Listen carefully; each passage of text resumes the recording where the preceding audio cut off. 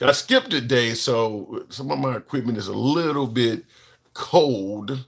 And I'm gonna be asking you guys right off the bat though. We go as you see the MAGA hat behind me. I don't know why it ain't bigger than that. Oh, I know what the problem is. um, I'm going to be asking you guys straight off the bat, what does MAGA mean to you? When you hear people talk about making America great again, what does MAGA mean to you? It's going to be one of our topics, but a couple other things we're going to talk about. A lot of you folks seen Pam Bondi today being challenged by the Democrats, and that was a hell of a battle. Look, Pam Bondi is a fighter. My God, um, they were coming at her, but she was fighting back. Pam Bondi was really fighting back. So we're gonna talk about that. You hear about supporting your local liberal. Thank you, handsome conservative. Always coming through in the pitch. Appreciate that. Let me get this last stream up and we should be going. But thank you, whoever just did that. Appreciate that, James Harper and Miss Mobetta as well. But what does MAGA mean to you? And I'm asking this question because MAGA is ruling right now. MAGA is the boss. Democrats are in a position of weakness. I don't even know if the Democrats are going to be able to do what is expected of them in the midterms because the juggernaut known as the Trump administration is certainly doing things behind the scenes to alter that. So, what did the man say? You're going to get tired of winning? There is some validity to that. There is some validity to the sheer amount of winning that President Trump has been doing. I mean, he's whatever he wants to do, he's essentially been able to do it and get away with it. So, having said that, how comfortable do you feel that the Democrats are going to prevail in the midterms? I'll tell you it is. If it was a typical, if we voted the way we normally do and things went the way they normally do, I believe the Democrats would have a very successful midterms. But that's not what's going to happen. I think it's pretty clear that's not what's going to happen. In fact, it's impossible because the gerrymandering in Texas and now California has already made that unlikely. I mean, they've already gerrymandered seats and things like that. So the midterms is going to be different. The midterms is absolutely going to be different. In the comments, someone said, "Did you figure out how to take callers on Substack?" I don't know if anybody tried to get through on Substack, but we certainly are currently live on Substack. Hanson Conservative says, if the Democrats keep coming from the same playbook, that cost them the election last time and don't learn anything different, then they will lose again. I agree and disagree. I do agree that the Democrats need to leave social issues on the back seat, particularly the transgender stuff. That stuff is incredibly unpopular, and defending immigrants right now is probably not popular either. I mean, when you start defending the LGBTQ community and the immigrant population, you bring out the worst in people. So I would suggest putting that stuff on the back seat. However, the Democrats do have one thing going for them. The record Trump is running on, because that's what is sparking the midterms, whether you like or dislike President Trump. President Trump running for president in 2024 had his record of being president in his first term to run on.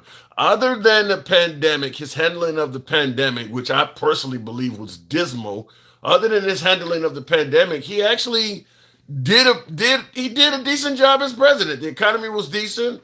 There was no major wars. People bring that up. I mean, the first Trump administration, he was not a bad president. Yeah, he was divisive then as well. You can suggest he ran off of Obama's economy if you want. I'm not arguing with that, but he managed it. His first term was not bad. Now the midterms coming up. There's a lot of shit he got to run off, or better yet, the Republican Party has to run on and defend that they supported from President Trump that is far more controversial than anything from his first term. Starting with ICE and immigration officials going in homes without a warrant and all the stuff they're doing. There's a lot. I mean, listen, they've done polls, and the polls suggest that even a lot of Republicans believe that the approach that ICE has taken in particularly Minneapolis was too heavy-handed, that they've went too far in some of this stuff. So that wasn't around in this first term. So we got stuff like that. The economy is not as strong as it was in his first term. You got stuff like that. So you know, his record of what he's running on is weaker than it is in his first term. So the Democrats do have that going for them. They do have that going for them. So we'll have to see what happens in 8 months or so. 8 months or so. But also, like I said in the beginning of the monologue, is that the Trump administration is altering the way we vote so significantly, it's hard to predict an election anymore. I mean, in addition to having approved U.S. citizenship, and since I talked to you folks about that last time, turns out even if you got a driver's license that has what is the new sticker you have to get on there for it to be able to fly? I forgot what they call Real ID. Apparently, even all of those, every state that has those that doesn't mean you're a U.S. citizen in every state. Some states you have to show up with your birth certificate and everything like that. But from what I'm hearing, even having a real ID is not a proof of citizenship in some states. So having approved listen, I'm 100% for having an ID. Let's get that out in the open. I don't believe there's any reason for a full-grown adult to not have a damn ID. If you want to require an ID to vote, I'm 100% behind that. I don't have any problem with that. Requiring citizenship is a lot more challenging. Such as they brought up that if a woman gets married and now she's using her husband's name, when she proves that she's a citizen, she got to go and show documents not only of her being born, but then she got to also present documents with the name change and all of that. I mean, there's a lot of paperwork involved in this.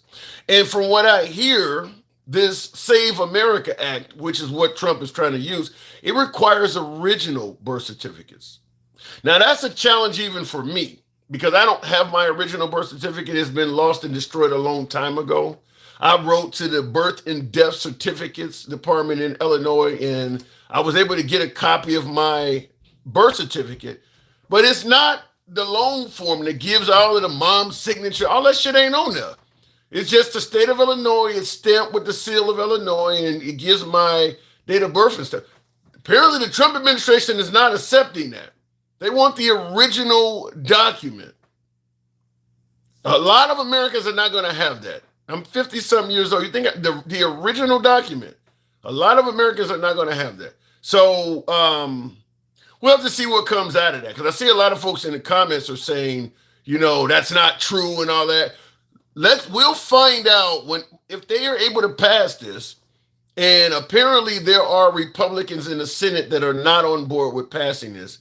And you need 60 votes to pass it. So President Trump is suggesting they get rid of the filibuster so that they can pass it with Republican-only votes. So it's not even totally popular with the Republican Party to require citizenship. My humble opinion is this is my opinion. I'm sure a lot of you guys think that I'm wrong about this, but my opinion is it's not popular because it's not based on anything that's really been a proven problem. The Trump administration believes that there's been, I guess, millions of folks that are not citizens of this nation voting. They have not presented any solid evidence that this is some kind of really big problem. You can find somebody here or there that's done anything wrong. But the suggestion that we have this big problem with illegal immigrants voting, so we need to make sure. DJ Julio, appreciate that underwater coral. Thank you. We need to, it's so bad with illegal immigrants voting that we need to pass a law to make sure everybody proves they're a citizen. I don't believe that's based on any actual proof from the Trump administration. I believe it is President Trump saying different things has happened, and then he is simply dictating policy to deal with what he said was happening. That's the way I see it. So we'll talk about that, but I'm asking a question of what does Make America Great Again mean to you? Also, giving President Trump credit. Job numbers came out today. 130,000 newly created jobs. 4.3% unemployment. That's not great, but it's certainly much better than the analysts expected. 4.3% unemployment rate. I believe under President Trump, the first Trump, it was down to 3.7. So it was much better under his first term. And I believe Biden had got it down to 3.5%. 4.3 is where we're at now.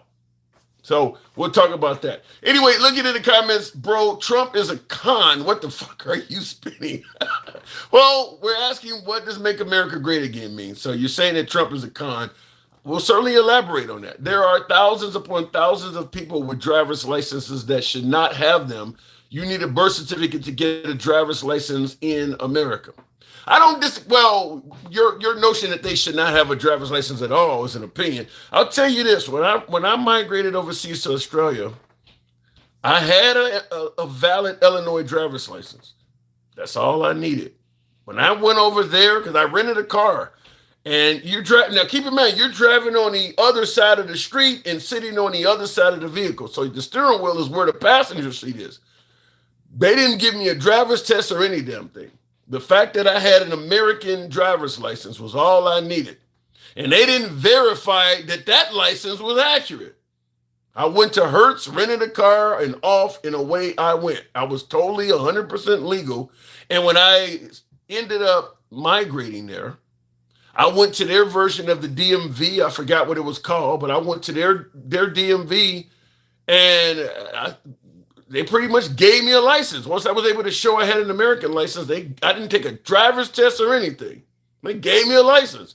So I think the process we're trying to do is going to be stricter than what I dealt with over there. Anyway, going to the comment section. By the way, you guys know how the program is ran. We don't block, ban, or censor anyone.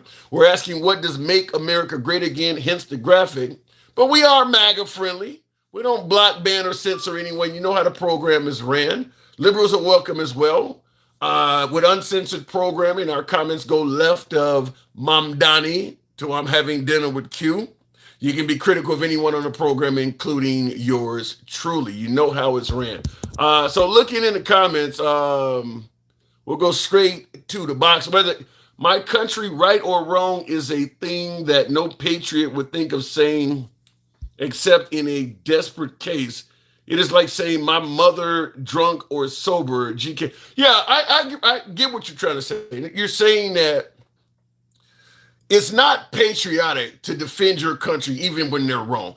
I agree with you. Not everybody does, but I do agree with you that if you feel that your country is doing, starting an unnecessary war or committing acts of inhumanity or war crimes, I agree with you. I don't believe that a patriot should be required to defend their country when their country is doing bad shit. But as I just stated, a lot of people disagree with that. Let me go straight to the box, better yet. And CBOG Kush, good evening to you. We'll start out with the one and only DJ Julio. Good to see you back on here, Julio. Welcome to the program. What am I getting wrong? Now, and I want to ask you, what does make America great again mean to you? Bringing our country back to the fuck around and find out country. Where our money was worth something, where our word was worth something, where our military was worth something. You think there was a time when America's word ever, when Trump got elected the first time, and this goes way before Trump, but I'm going to use him as an example. When he got elected, the first thing he did was got us out of the Iran deal that Barack Obama had made. Now, many folks believe it was a dumb deal, and they support Trump doing that. But the fact is, we had gave our word to the Iranians that if they did what we wanted, we would free up some of the money we received. All of our allies felt that they were living up to their end of the deal. Not to mention Trump with NAFTA, the Paris Accord, and all this. Does our word really mean something? I think it'll get there. Listen, the administration hasn't done it perfectly. I still stand behind my president. I don't care what color he wears. He was someone I believed in from the beginning, and I continue to do so. Okay. So make America great again. In addition to our word, you said our money meaning something. Now our money is still fairly dominant on the planet, is it not? Not from what I've read. I mean, I guess I can't even say read. Things I've listened to. It doesn't sound like our money is really worth much in the countries that it used to be, where our dollar would be worth 10 times their dollar. It's like eight times their dollar. It's lost its value. Yeah. I don't know the exact numbers. So don't quote me on it. Yeah, our money is the gold standard, but when I lived overseas, I used to have to deal with that with the exchange rate constantly happening. But that fluctuates. I mean, that's going to happen no matter what. That comes and goes all the time. I don't know if you're gonna get our money up to a certain level and keep it there indefinitely. I mean, it's going to probably fluctuate as time goes on again. Yeah, no, I don't doubt that at all. But what looks good is the Dow. The market's hitting records. This last week. Our stock market as a United States is seemingly doing better. So I feel like it's on its way to again being, like our money should be the gold standard. You think we can maintain that though with the relationship failures we're having with so many of our allies? I mean, you would agree that under Trump, our relationship with our allies is not improving. It's getting worse. Yeah, and sometimes you got to go through that, Tim. If me and you are disagreeing about stuff and it's not getting right, there's going to be a moment in our friendship where you might be a little mad at me or I might be a little mad at you, and now we got to expand that to the grand scale of the world. Sure, we're going to piss some people off, but I don't think there's one thing wrong with putting America first as far as getting our borders secure, cleaning up our streets, removing people that have gotten here illegally. Going after this Epstein shit, which is absolutely hilarious. I see everybody Wait a minute. talking shit. Well, first of all, let me just say this. A couple of things I want to say. When you talk about when your friends, things might, have issues. I mean, DJ Julio, we're literally talking about taking over people's countries like Greenland. You see that in the same light? We're talking about telling them we want to take over your country. If you're my ally and you're not doing it right, or I'm afraid that someone else is going to come in that's an enemy of ours. I understand what he's saying. I understand what he's doing. Do you favor that? Taking it so personal. Do you favor us taking over Greenland? I favor us keeping our continent safe. Yes. Whatever that looks like, Tim. If it was me sticking up for you, I would do everything that I could to make sure that our country was safe, that our borders. Yeah, but how is that? How? So what? We just don't care about Greenland because that's not safe to them. If you're going to take over their country by force, they no longer have any control over their own homeland. So it's not safe to them. They just have to trust that Americans won't kill them all. Right, and we've got to trust that they won't sell us off to the China, to the Russia, to whoever might get their hands through Denmark. You got to trust every nation on. Trust them that. You got to trust every nation on earth for that. I mean, every nation on earth can sell you out to China and all of that. Yeah, no, but they're just so close, and I think that's what the fear is amongst a lot of the Republicans and a lot of the people that are shooting for this. Is the fear is we got Venezuela taken care of, so that takes care of our southern hemisphere. Now we got to protect the northern hemisphere. So is Canada next? Because Canada's pretty damn close too. Yeah, but we're right there. So if we got access to Greenland, Canada is a non-issue. We already had access to Greenland before Trump came along. Right, but not the access that we wanted to do what we needed to do up there, building our military tougher up there, putting some air defenses up there, satellites. So if Canada, I haven't read the whole thing, but there's I've been explained to. So if Canada, wait a minute. So if we have a failed relationship with Canada and they don't give us access, is that the next solution? Is to take over Canada too? It might be. And you it might be. So because I asked you about our relationship with our friends getting worse, and your friends, things happen. I mean, you're talking about potentially. This is literally America first. I agree with you. It's America putting its beliefs over everyone, including its allies. We're going to do what's best for us, even if it means conquering you. Yeah, I mean, stand with us or stand against us. That's the moral, right? Not letting you I mean, own. Not letting you own my country is not standing against you, is it?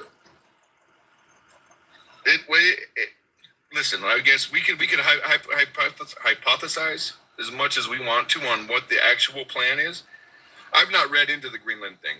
I've kind of just left that alone. I've been watching everything else and watching Trump play chess with the whole government, and I'm excited to see. How did he play chess? He didn't get anything out of it. He told us there was some kind of great deal between Greenland and us. He hasn't told us any of the parameters or explained anything about it. So how do you know he was playing chess? I don't hear any checkmate. How did he? He's still playing chess. He's still playing chess, and just because it's been 2 months and we haven't heard anything doesn't mean in the 4th month we're not gonna hear something.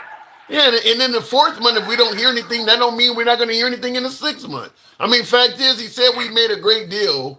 It's kind of like with the Venezuelan drug boats. All of a sudden, you haven't heard anything about fentanyl. Did we literally solve the entire fentanyl crisis by bombing a dozen boats? It sounds like that we've done enough to stop people. We haven't had anybody cross the border illegally. How do you know? That they have caught. That they have caught. They just shut down the airspace over El Paso because they believed the cartel had drones crossing the border. Yeah, absolutely. So people are still crossing. Things are still crossing. Well, not like it used to be. Not millions of people a month. I mean, come on. We can nitpick and we can do all that shit and we can demonize Trump all we want to. And I can look at all the AI created papers that are getting pushed through the internet, and I can read all this shit and I can get mad if I want to. I can do all those things, but I just seem to remember Trump not wanting to get the files out, forcing the hand of the Democrats to ask for it, and then quickly giving it to them. Why would he not want to get the files out? I'm curious. Now that we know some of the heinous shit that's in there, he wanted the Democrats to force his hand and make him bring them out. Why would it's considering how many young girls were violated? Why would he play politics with that? And wait, you want the Democrats to force your hand? Why not do what's right by all these young victims? He put politics, according to you, yes. He put politics over those victims' justice. Let me answer, and I'll answer you. Sure. Yeah. So sometimes you in playing chess, sometimes you gotta make a bold move, and the bold move was Republicans have always been down. Republicans have always been ready to do this. You you believe that? Did you not watch the Pam Bondi thing today? Yeah, it was nothing but an argument. Okay, it was kind of. They wouldn't let her talk at all, and that's what they do on the left. They don't ever let a Republican witness talk. They won't. They don't. It's just how you fucking guys work. And when I say you guys, I'm not talking to you, Tim. I'm talking to all the fucking loudmouths in the chat. They're always fucking loud. But when you watch that, there was a spot in there where a guy put up a chart, and it showed how many visits to the White House under Trump versus Biden versus all Democrats. How much money's been donated to the Republican Party versus all the Democrats. And the first two were zeros. So if you didn't see it, go back to the video. It's like 10 minutes. No, I get what you're saying, but what's the point, though? Because I'm trying to figure out. Okay, back to the point. I'm sorry, you're right. Back to the point. Back to the point is if Republicans already knew they didn't have much to worry about. There was only a few of them that were going to fucking hang for this, which they should, 100%. Will they? Will they? Yeah, I think they will. I honestly, with my whole heart, I believe it. Just like I told you, have hope when Trump was running in 23 and 24. Let me ask you too, will they hang under the Trump? Will they hang under the Trump administration, or will it take for a liberal to get in there and punish them? No, because if that was the point, they would have done that when Biden was in office. That's what you guys are failing to see. That you guys have had 4 years to do this. No, you do realize Biden and Obama are different types of liberals. You claim Biden was for open borders. You're admitting that Trump, or better yet, Obama, was closing them. So you may get a liberal in there that may not be Biden. He may be a liberal like Obama. Right, but what I'm saying is the Democrats had 4 years to pressure Biden for these files. Okay, what did Jeffrey Epstein got busted finally in what was it, 2018? No, it was like 20, I think 2016, like 08 or something. It was a while back. No, that was the first time when he got in trouble down in Palm Springs, and then he ended up getting prostitution and not trafficking, and then the New York AG, I believe in 16, opened the files back up, and then that's when Jeffrey Epstein went to prison. Trial got over. There we go. Thank you. Trial got over in 2018, right? Mm-hmm. Under Trump, it got over. Under Trump got over in 18. Trump runs again, loses somehow, and then somehow the people voted his ass out. That's how he lost. Somehow. And then between 2018 and 2023, Democrats as a whole, not just Biden, not just whoever, Democrats as a whole had the opportunity to bring these files to justice and bring these people to justice. Okay, I disagree with I disagree with the Democrats as a whole. Wait, hold on, hang on. I disagree with your statement, Democrats as a whole, because Republicans as a whole ain't doing shit right now. Trump is the one governing this country. There are plenty of Republicans that don't like what Trump is doing and they're sitting back. There were plenty of Democrats that didn't think Biden should do another term, but they're sitting back. It ain't Democrats as a whole. It's either what Trump did or what Biden did. Continue. Where was I at? Anyway, we'd be 4 years ahead of this had you guys stood like you're standing right now. The only reason this is headline news today is because Trump ran on it. Democrats dared him. Trump released him. He didn't release him. What are you talking about? This has been a slow drip of release. They were supposed to release all of this shit by the end of December. The Trump administration, even Marjorie Taylor Greene is admitting this guy, Trump is preventing this stuff from coming out. You can say he's playing chess, but he ain't releasing the files like he was supposed to. 3 million documents have been released. They want 6 million, and they expected them in less than 2 months. I think in 2 months you expect people to go through, redact all the victims' names. You expect them to do that run through 6 million copies of paper, 6 million, however long, documents. I don't know how long the documents are, but there's 6 million of them. Well, first of all, if they wanted to release, they're redacting way more than just the victims' names. They're redacting pedophiles' names too. It ain't just the victims. No, listen, it's not happening perfect. And for that, I'm not happy with my party. It's not happening perfect. I'm not happy with the whole party. I'm not happy with the way this shit's going on. Okay. I'm not at all happy about it. I'm just telling you what my beliefs are in the way that it's coming out. Laugh all you want. You people in the chat, talk the shit you're gonna talk, because you always fucking do. I don't care. Listen, Julio, I'm willing to give Trump credit on things like the border and stuff like that. The handling of the Epstein list is terrible, man. I mean, and the idea that he's releasing it and it's just everybody else that's redacted it. No, you got people in his party like Marjorie Taylor Greene that made it clear. This one dude is the reason this stuff ain't coming out. So Trump is responsible for why we don't have all of the files, why they've been coming out so slow, why they're over-redacted. That's because of Trump.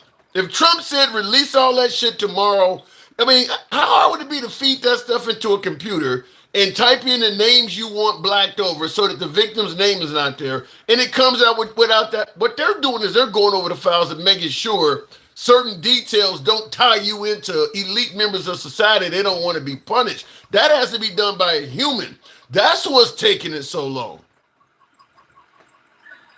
I guess I don't know how redactions work. Is that what you do? You just type in a name and it automatically redacts it?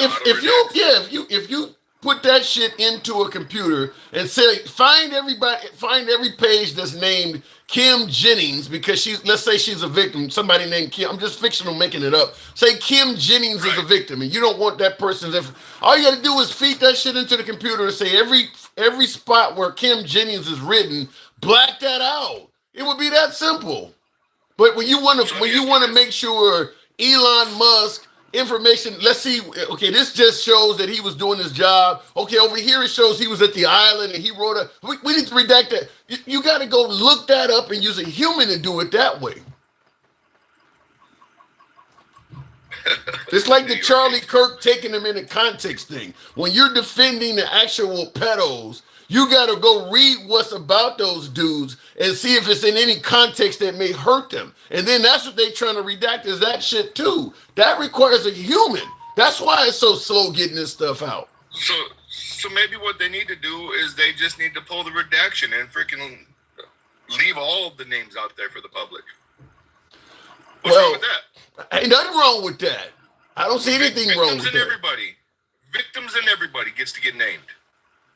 Well, wouldn't that be true transparency? Wouldn't that be true accountability? You can protect those victims through our witness protection program. Well, what they simply could have is allow all of Congress and all of the Senate to be able to review the files privately. That's enough because listen, if you got actual video footage of something. This shouldn't even be in Congress. This should not even be in Congress. In my mind, this shouldn't even be in Congress. The Department of Justice should handle it, prosecute it, be done with it. Well, without Congress, you wouldn't be getting is what you got now. It took an act of Congress to demand they release the files to begin with. They were not going to release this shit at all. I disagree a little bit. What? And that's fine. But what needs to happen is we need to quit being little bitches in the comments. Quit freaking like it's not just me that you guys attack, and I'm mad when you attack other motherfuckers. It's stupid. You don't see any of us out here calling any motherfuckers names. Are you kidding me? Let's handle this shit. Are you fucking kidding? Only other place I go is MAGA labs. I don't go to liberal spots. I get called every goddamn thing. Are you kidding? I guess I could be wrong. On your live, because you're the only one I talk to. Because for two reasons, Tim. I like how you communicate. Thank you. And you're not afraid to call both sides out. True. You're pretty fair across the board. I respect that about you. That's the only fucking reason I've maintained you as one of my. Why am I not following you? I don't know. I had to get a new Facebook. Well, I had to get a new Facebook. Yeah, correct that. Well, listen, because I tend to call out both sides, the liberals call me all kinds of fucking names too. So I do get it from both sides. It ain't just MAGA. And it's horrible because it's anti-productive. What the fuck? You think I give a shit what you call me? I don't. Call me all those things. Well, Julio, that's why I asked. My name. That's it's like a Destiny Child song. But that's why I asked what does make America great again? Because when you're talking about name calling and stuff like that, that's what we voted for. That's one of the reasons we like Trump as a country. You know, a lot of voters that like Trump, we like the name calling. Like when he posted the picture of the Obamas as apes. Hey, that was funny. We like that. You're calling the former president an ape. Ha, ha, ha. So we like that stuff. He didn't do that. You're not going to get that by me. If you pay for somebody to post shit on your page and it's coming from you. You're accountable. Yes. You're accountable. Yeah. So you got to be accountable. Yeah. Not to mention, who the hell is this staffer? I didn't like that, by the way. Who is this staffer? What happened to him? Nothing. So why even bring him up? His name was John Kerry, and he is no longer in the office. If you believe that. To me, they're doing him. That staffer is just like, what was the guy named Bongino? Not Bovino. The one that was in Minneapolis. Bovino in Minneapolis. They made step down and put Tom Homan. Bovino ain't done shit that you didn't want him to do. It's just what you told him to do is become unpopular. So you got to look like you were dressing it. So you're gonna kick him out and put Tom Homan in there. But Bovino was doing everything you told him to do. We don't want it violent, and I don't believe anybody ever told him violent. I'm sure they said to stay protect yourself. What? I'm sure they told him to. They don't want it violent. I'm saying when I'm talking I'm talking President Trump and his entire cabinet. I don't think we want violence. If we wanted violence, Tim, honestly, put this in your logic and get your feelings out of for a minute. Okay. Just for a minute, put it in your logic. Sure. If the Republican Party was the party about violence, Y'all would have burnt down after you took a shot in the air. What? If we were the party of violence, y'all would have got burnt down the second you shot him in the ear. No, there's levels to violence. You would admit, right? If your woman is talking shit, if your woman is talking shit, you can smack her, or you can go to the bed and get a pew pew. I mean, it's levels to it. So he's not burning shit down, but he is promoting violence. No, but I'm not even talking about the president. I'm talking about us as people.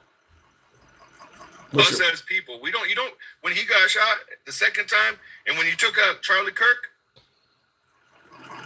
None of us burnt a single thing. Oh, you know what we did? We stood in prayer. You know why? Because the people give a shit. No, that's not. I don't believe that's true. If my black ass had took out Charlie Kirk or took a pop at President Trump, I'm not confident the response would have been as calm. Tyler Robinson, the guy who allegedly tried to take Charlie Kirk out, you can only make so much liberal out of him. The guy got a hell of a lot of conservative shit orbiting around him as well. These are not hardcore liberals. You guys are just painting them as that. The same thing with the guy that tried to pop him in Pennsylvania. It ain't like that guy's a blue-haired liberal floating around. You guys are just saying that. If it was a true blue Al Sharpton liberal or something like that, y'all wouldn't have been fucking calm. Y'all wouldn't have been calm like that. Now that you said that, if Jesse Jackson and all those guys were still around doing their thing, guess what? Thank you, gangster. Yeah, I listen. They'd be on Trump's side 100% because of the things he did for the HSBCUs back in the day, the things that he did for the black community. Pull it up on that where it says "Make America Great Again" and ask the damn question. List the things that Donald Trump has done for Black America. You think Jesse Jackson and Al Sharpton would be MAGA? Yes. Hanging around? What are they gonna be having dinner with Charlie Kirk and Nick Fuentes? Huh? Maybe. Julio, I gotta go. I disagree with you. Really deny that? Can you really? Yes. As big as your platform is, you can really say that Trump didn't do shit for him. No. Look, we can talk about the HBCUs. I bring this up all the time, though. 99.9% of African Americans that have no contact with any HBCU. I got 3 college degrees. I ain't never been to an HBCU. I know lots of college grads. None of them been to an HBCU. So doing for HBCUs, that would be like if I'm an African American president and I allocate some money to Ivy League colleges, William and Mary, Yale, and Harvard. That ain't doing shit for the average white guy. You ain't been to none of that shit. That stuff is irrelevant to you. So bringing up HBCUs, that don't have a huge. It's not irrelevant to me. I've got friends and family that are your same melatonin level. I care that they get the proper educations. I care that the HBCUs exist so those who can't afford regular college can get there. I'm just saying the average African American does not see that as a huge benefit that you donated money to some colleges down in the South that we have no concern about. I mean, that's not that big. Julio, I got to move it on for time. Yeah, no worries. Always appreciate you coming through, man. Thank you. Yes, sir. You bet. Anytime. And thank you for the support, DJ Julio. DJ Julio is a friend of the program. Good to have you back on. Tap the screen, folks. A lot of lazy hands in here. We should have been around 20,000. Tap the screen, get us up to 10,000. We'll take the next caller there. DenCal, regular college. Was DenCal holding on? I did see that. We'll go over to DenCal on Instagram. By the way, tap the screen. Thank you, Blue One Banks with the Galaxy. Real quick in the comments, also, 117 Harper. Apologize for missing your message earlier. You said, let me call in, please. If you have Substack, Instagram, or TikTok, that's where the callers are coming from. All of the live callers you're hearing are coming from one of those 3 apps. So if you got Instagram, Substack, or TikTok, the Handsome Liberal is the name across all platforms. Don't comment on the handsome part. I get it. I know some of you folks are like ugly motherfucker. Anyway, tap the screen. If you happen to be watching on YouTube, do your boy a solid. Smash that like button. Helps out the algorithm. Helps out the show. James Harper says that was beyond painful. Oh my God. Let me see if I can bring up the one and only DenCal on Instagram. Don't know why for some reason when I try to bring up Dencal, I have issues. Dencal is going to drown in his own what is that? Dencal is going to drown in his own drool for 20. What does that mean, straight talk? Dencal, are you there? Yes, I'm here. Can you Okay. hear me? Yes, good to have you on Instagram. So you heard my last caller. Anything you disagree with? Just about everything. What does Make America Great mean to you?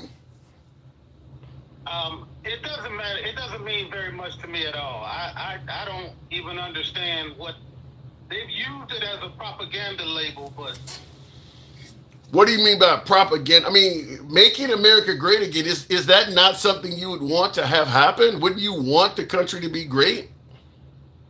well, I think America is is great for the things that it represents, but I think we don't live up to the things that we say it means. Explain, elaborate. What do you mean? We don't live up to what? What are we? And are we not living? Is that something that is relative to President Trump, or is that something in regards to how the country has always been? Um, I think like things like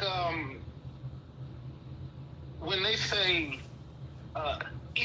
equality for all.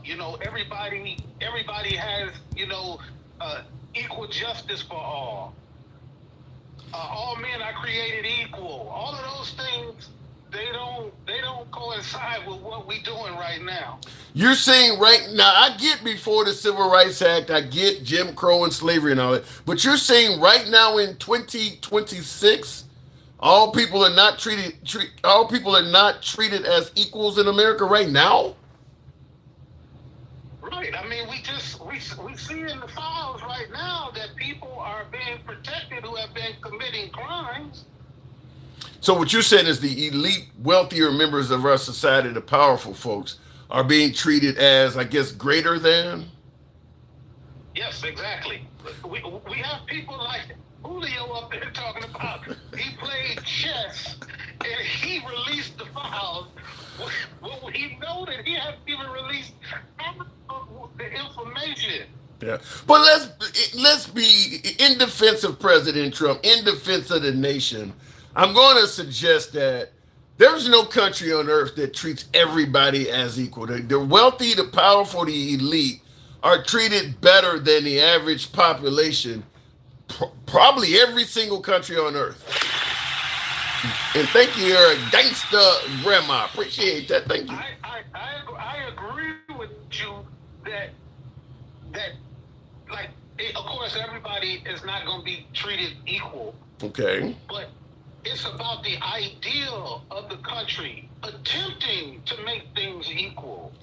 And you don't believe America attempts to treat everybody equally? I mean, as African Americans, you and I, we certainly have it better than our parents, better than our grandparents. They have it better than their I mean, you don't think America's been attempting to improve things? I believe that we have made a lot of progress, obviously, and the progress we've made has been because of who? The Democratic Party. Hmm. Well, they're going to bring up that the Democrats or the party of the KKK. They're going to bring up Biden in the crime bill, didn't Cal? Yeah, and nobody, over an eighth grade education believes believes that bullshit and doesn't understand that there was a party switch around the time of the equal rights bills and the Dixiecrats, and they just don't understand the history of this country, and they want to believe some bullshit. If they don't understand, the Democrats of today were not the Democrats of yesteryear, and if they don't understand that every single Klan member, white nationalist, militia group in this country, all are Republican right now. That should tell them exactly who is who today. I'm not going to go back to, that's like me saying that Germans today are the same Germans of 1930s. Things change. Yeah. Well, I'm certain that the MAGA Saturday I would disagree with you. Straight Talk Commerce says, of course, he thinks he is a victim. So the suggestion is that you are somehow, some way, a perpetual victim. What say you? Listen, I can say it a thousand times, and I know a bunch of the, you know, I hate to say it like this, but some of the white people don't ever want to hear that a black man is successful. I'm not playing the victim. I am talking about the greater good of the country. I'm not saying that somehow, racism or white nationalism has stopped me. It has slowed me down in life, but I have overcome it. But I do understand that there are people without the resources that I had, without the family structure that I had, they don't have the same ability as I do. They don't have the same options to go into the same schools I ended up going to. Well, then you got to give Trump credit then, because he made it so that HBCUs had money, so you could have went to one of them. Wait, say that again? I didn't hear you. I said, then if you're talking about everybody don't have the ability and resources to go to certain schools, then you got to give Trump credit because he helped fund some HBCUs that often comes up, and that gave a lot of blacks opportunity to get educated in ways that they may not have before him. We're, you're making it sound like this was a one-off. Every president has directed funding towards HBCUs. Okay, right. This is something we do. We don't give Trump any more or less credit because all he did was make sure that the HBCUs didn't have to come back annually to lobby a petition for funding. But the problem with what he did was it stagnated and it left the levels at the same every year. Well, but the next politician could add on to him. But if he made it so that they didn't have to come back and lobby every year, and he made it so it was automatic, then that means Trump did one better because it does cost money, time, and effort to do that lobbying. So he's made it so you don't have to do this anymore. I'll make sure that every year you guys just get the money automatically. Is that not a really big, courageous win for President Trump? No, that's some bullshit. Because if you're gonna say that, then we gotta say that Joe Biden has did more for black people than anybody in the history of the presidency. Because he allocated billions for HBCUs, where Trump allocated hundreds of millions. So let's start right now and give Joe Biden his roses, his flowers. Well, yeah, but Biden also destroyed the economy, some might argue, and that hurt the black community. He did what? That didn't come out right.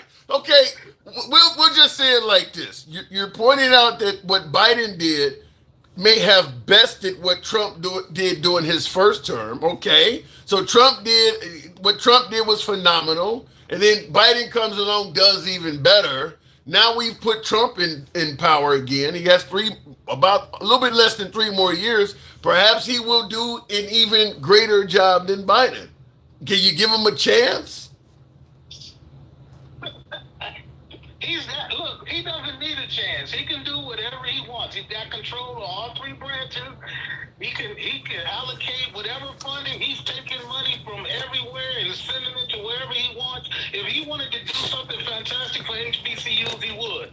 But the problem we have is that right now he's going through and removing black history from our higher institutions of learning. He's stripping public view of anything that has to do with our history of slavery and oppression. So I don't see how him allocating my tax dollar, which that's what he's doing. He's not giving his own money away. Yeah. He's allocating our tax dollars to do what it should be doing in the first place. I'm not giving him credit for that. I'm taking credit from him trying to remove things that has to do with the history of this country. Well, when you talk about him removing things, once again, Straight Talk Commerce responds by saying they're just simply removing history that was made up, fabricated history that may not be based in reality. What say you? All of that stuff is documented history. Him removing a picture of the slave that was representative with all of the welts on his back. Yeah, it's a world known picture. He removed that from our national parks because he said it made America look bad. Like America made itself look bad. Not a picture of a black man being abused didn't make us look bad. Yeah, and I agree. I mean, what actually happened, if the truth makes you look bad, then you are bad. But what about the notion that we're trying to come together as a nation? And thank you, James Harper. I appreciate that. What about the notion that we're trying to come together as a nation and flooding the zone with all of these horrible images of what the sins we committed generations ago could actually divide us up? So it's not that we want to erase history. We just don't want to flood the zone with images and stories that are going to just divide us up. What say you? Well, I would ask that same person, does he feel the exact same way about all of these monuments of these Confederates who fought a war to keep me in bondage and in slavery? Ask him, does he feel the same way about flooding the zone and having me drive downtown in the city square, having a damn a statue of a guy on a horse, you know, who rode troops into war to fight to make sure me particularly, remained a slave? Ask him if that's the case. Well, we can't remove that. That's history, then, Cal. You can't remove history. That's good history. And the thing is, that guy doesn't even see the irony of what you just said. That's history. We can't remove that. That means something. Now you're talking about good history. These are good old boys you're talking about removing.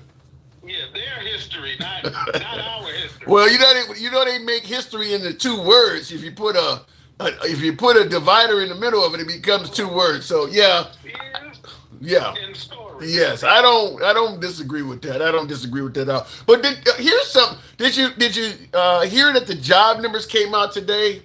Trump is not doing bad. Do you believe any numbers after he fired the people who brought in do you believe that Donald J. Trump would allow people to publish stuff that he did not agree with? I don't trust do you know that the Gallup, the company, the poll company Gallup, they have stopped doing presidential favorability polls. Why? Because what? Because they're in. What are you saying? You saying that they favor Trump and the polls suck so much they don't want to release the information? If I know Trump, he done made a personal call because all of his polls have been the lowest throughout presidential history. Wow. In the last year.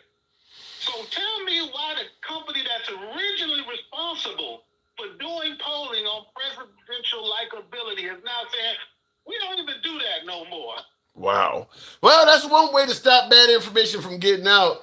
Just stop covering. He got control of them people who do the finances, who do the economic poll. So what are you suggesting, that we may actually be doing significantly worse than we're being told? I'm saying that we are not doing any better today than we were a year ago.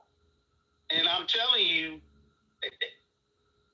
and I'm telling you that the people on here acting like Julio talking about, yeah, we just gotta wait. We're saying that same shit 12 months ago that we're saying, if we give them about a year or so to see how it works. Give them look, it's only been 90 days. We can't expect him to really stop a war in 90 days. Now a year and something later, guess what they're saying?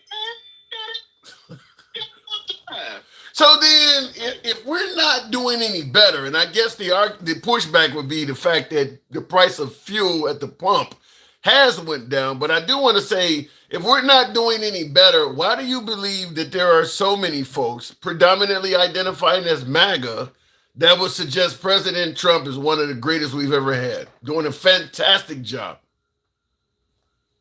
They drank the Kool-Aid. I don't know what else to tell them.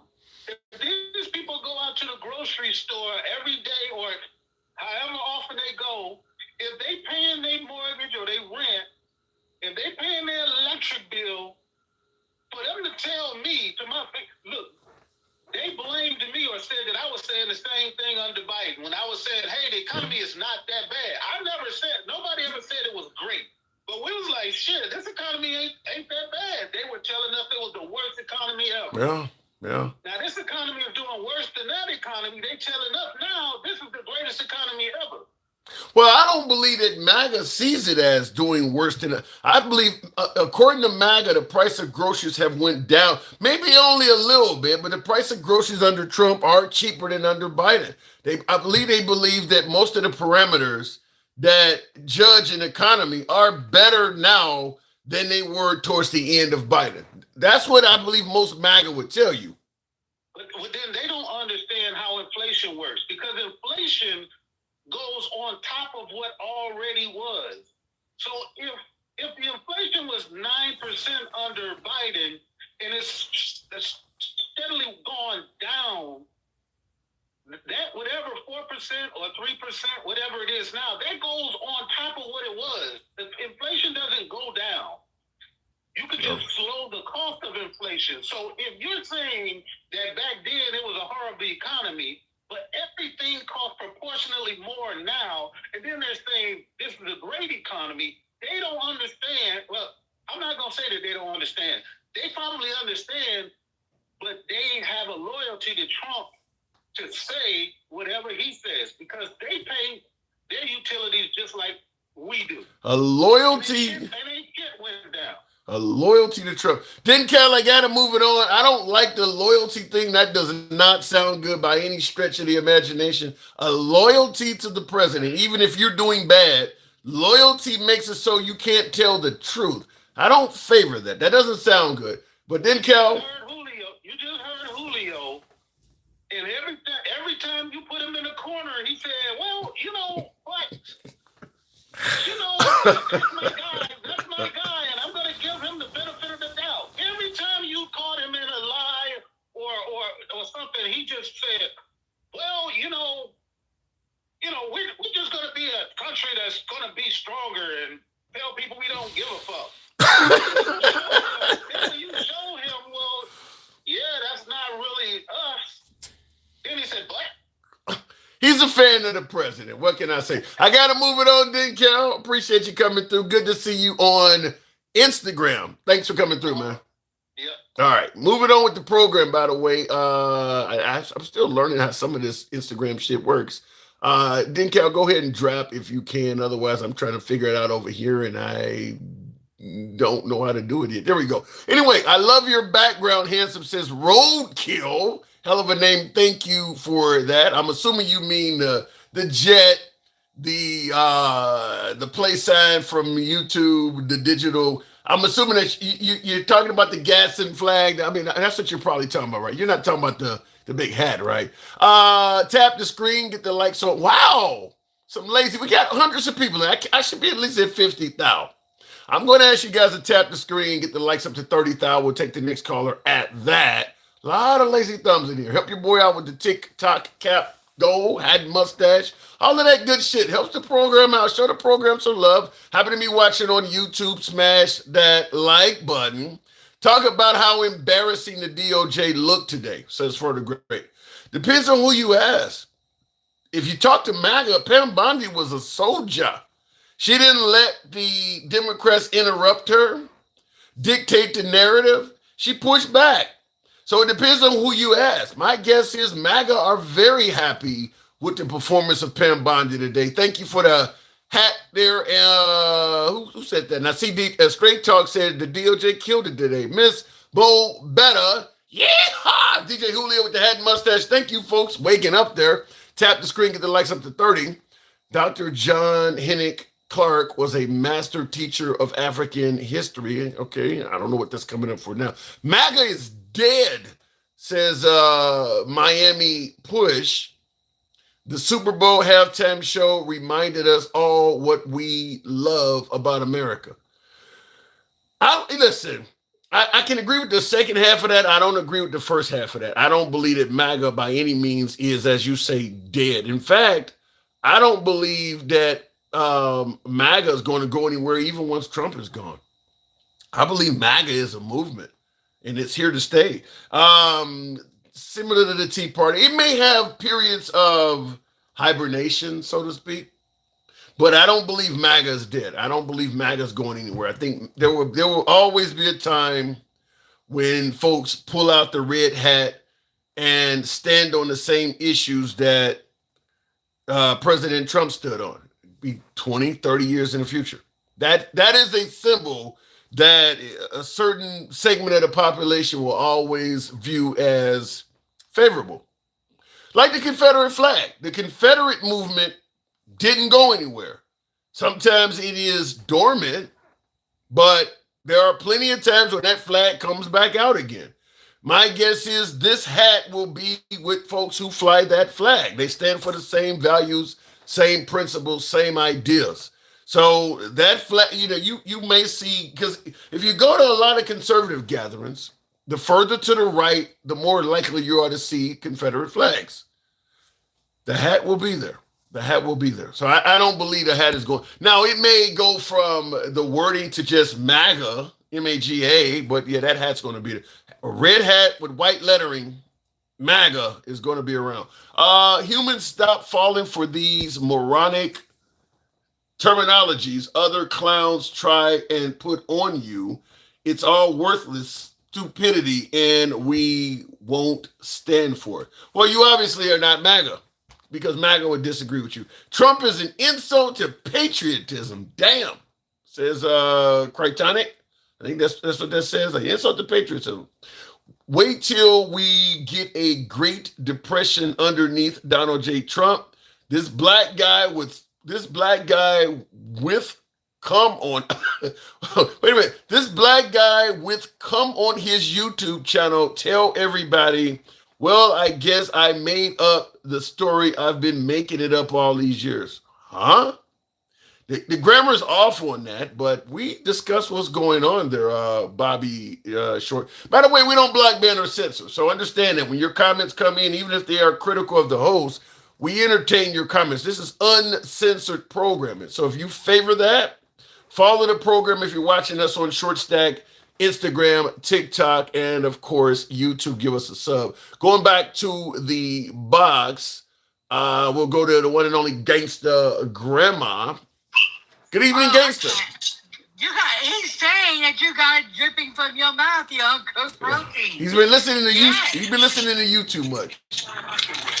Well, guess what? You got it dripping from your uncooked protein looking ass. Because you always be dripping. You always have to give that man grace. He don't give none of us damn grace. By the way, for subscribers, we do now have a Gangsta Grandma icon in there. I don't know why I did it. Somebody recommended it to me from the right, by the way. But Gangsta Grandma is in there. Anyway, okay, first of all, there's no, whatever you're talking about, that's not true. The job numbers under Trump came out. They're favorable. And it's horrible. They're not horrible. Horrible. They're yes, it is. We lost more jobs under this idiot than we never lost jobs under Biden. Never. We always had more jobs. Stop with the BS, okay? I'm so sick of you numbnuts, and I'm so sick of Uncle Ruckus. You guys are stupid. Okay. We had everything. We had money under Biden. Money. Bullshit. We had. The price. Yes, we did. My shoe was cha-chinging. Okay. My shop did. The price of eggs. I went and bought me a Louis Vuitton and shit. The price of eggs costs. The price of eggs costs more than a damn steak under Biden. Why, you numbnut? It happened under Biden. That's all I'm saying. Why, you numbnut? Why is that? Why did we have to do that, numbnut?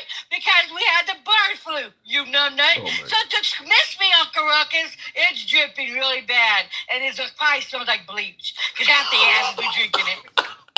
Okay, real quick in the comments, someone, Damien or somebody said, Demon, you don't see the, we're on the Handsome Libera. We're on the backup page. So if you go to the Handsome liberal minus the L, liberal. That's our backup page. That's where we're at on TikTok. You said you didn't see it. Now, first of all, Trump created 130,000 jobs, gangster. Oh my God. You believe that? We're losing more than that, nut. See, that's why I'm telling you, get off your knees, get the cock out your fucking mouth and out your ass. Because he's effing you without the lube. You feel what I'm saying? What are you talking about? And then about? I'm going to tell you something. And let me tell you, I can't stand the black maggots. I cannot stand you. And I cannot stand the white tea people. My God, you guys are the most dumbest bunch of idiots in the United States. They voted for the rapist. They voted for, well, I'm going to be at his table. And none of the asses are going to be at their table. None of your asses. Well, you're poor and you're white trash. They're not. Okay, Tim Scott, Byron Donalds, they're not at the table, but they certainly have acquired a lot of wealth due to Trump. Yeah, and they got cock all up in there now, gagging like that, you know what I mean? And dripping. Oh, I'm a house ninja.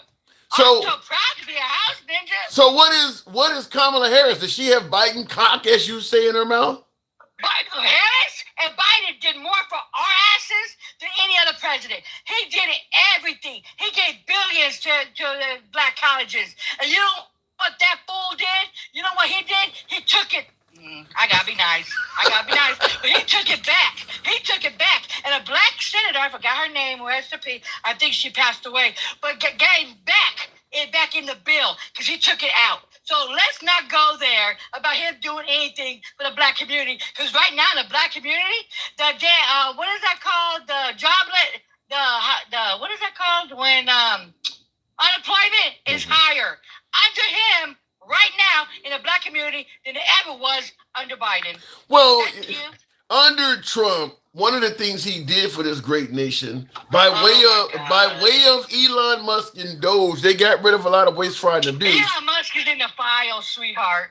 So no, I don't care. See, you like that cock in your mouth. See, you'll never see a white man's cock in my you'll never see that in my mouth. You would never. You'll see a black man before you see a white man. And I'm not like you. I'm not on my hands. And he said, yes, master. You got me fucked. Mm-hmm. Okay, well, I'm going to tell you right off the bat, you've brought out the ire of Mark. He says, get a job, ho, and not pimping. But this hoe got more of a job than you'll ever get. I own dispensaries and I own my own restaurant. What the fuck do you got? Welfare? Well, I don't know, but I don't know, but I'm driving a 2025 Mercedes, and I own my own home. No man gave that to me, but my black ass did. My cha-ching does not talk back. So miss me with I don't got a job when half you mofos that are maggots depend on welfare, depend on Medicaid. Yeah, but I don't know, but I don't know what you certainly brought him out because he responded by saying ghetto trash hoe. So he's not a fan of yours apparently. But this ghetto trash hoe gets more pussy and dick than he could ever get. And my shit. And when I go out in the sun, I don't burn, okay? And my coochie is nice looking compared to a white, what is that called? A saltine? So fuck me with that shit. And believe me, my inbox stay popping.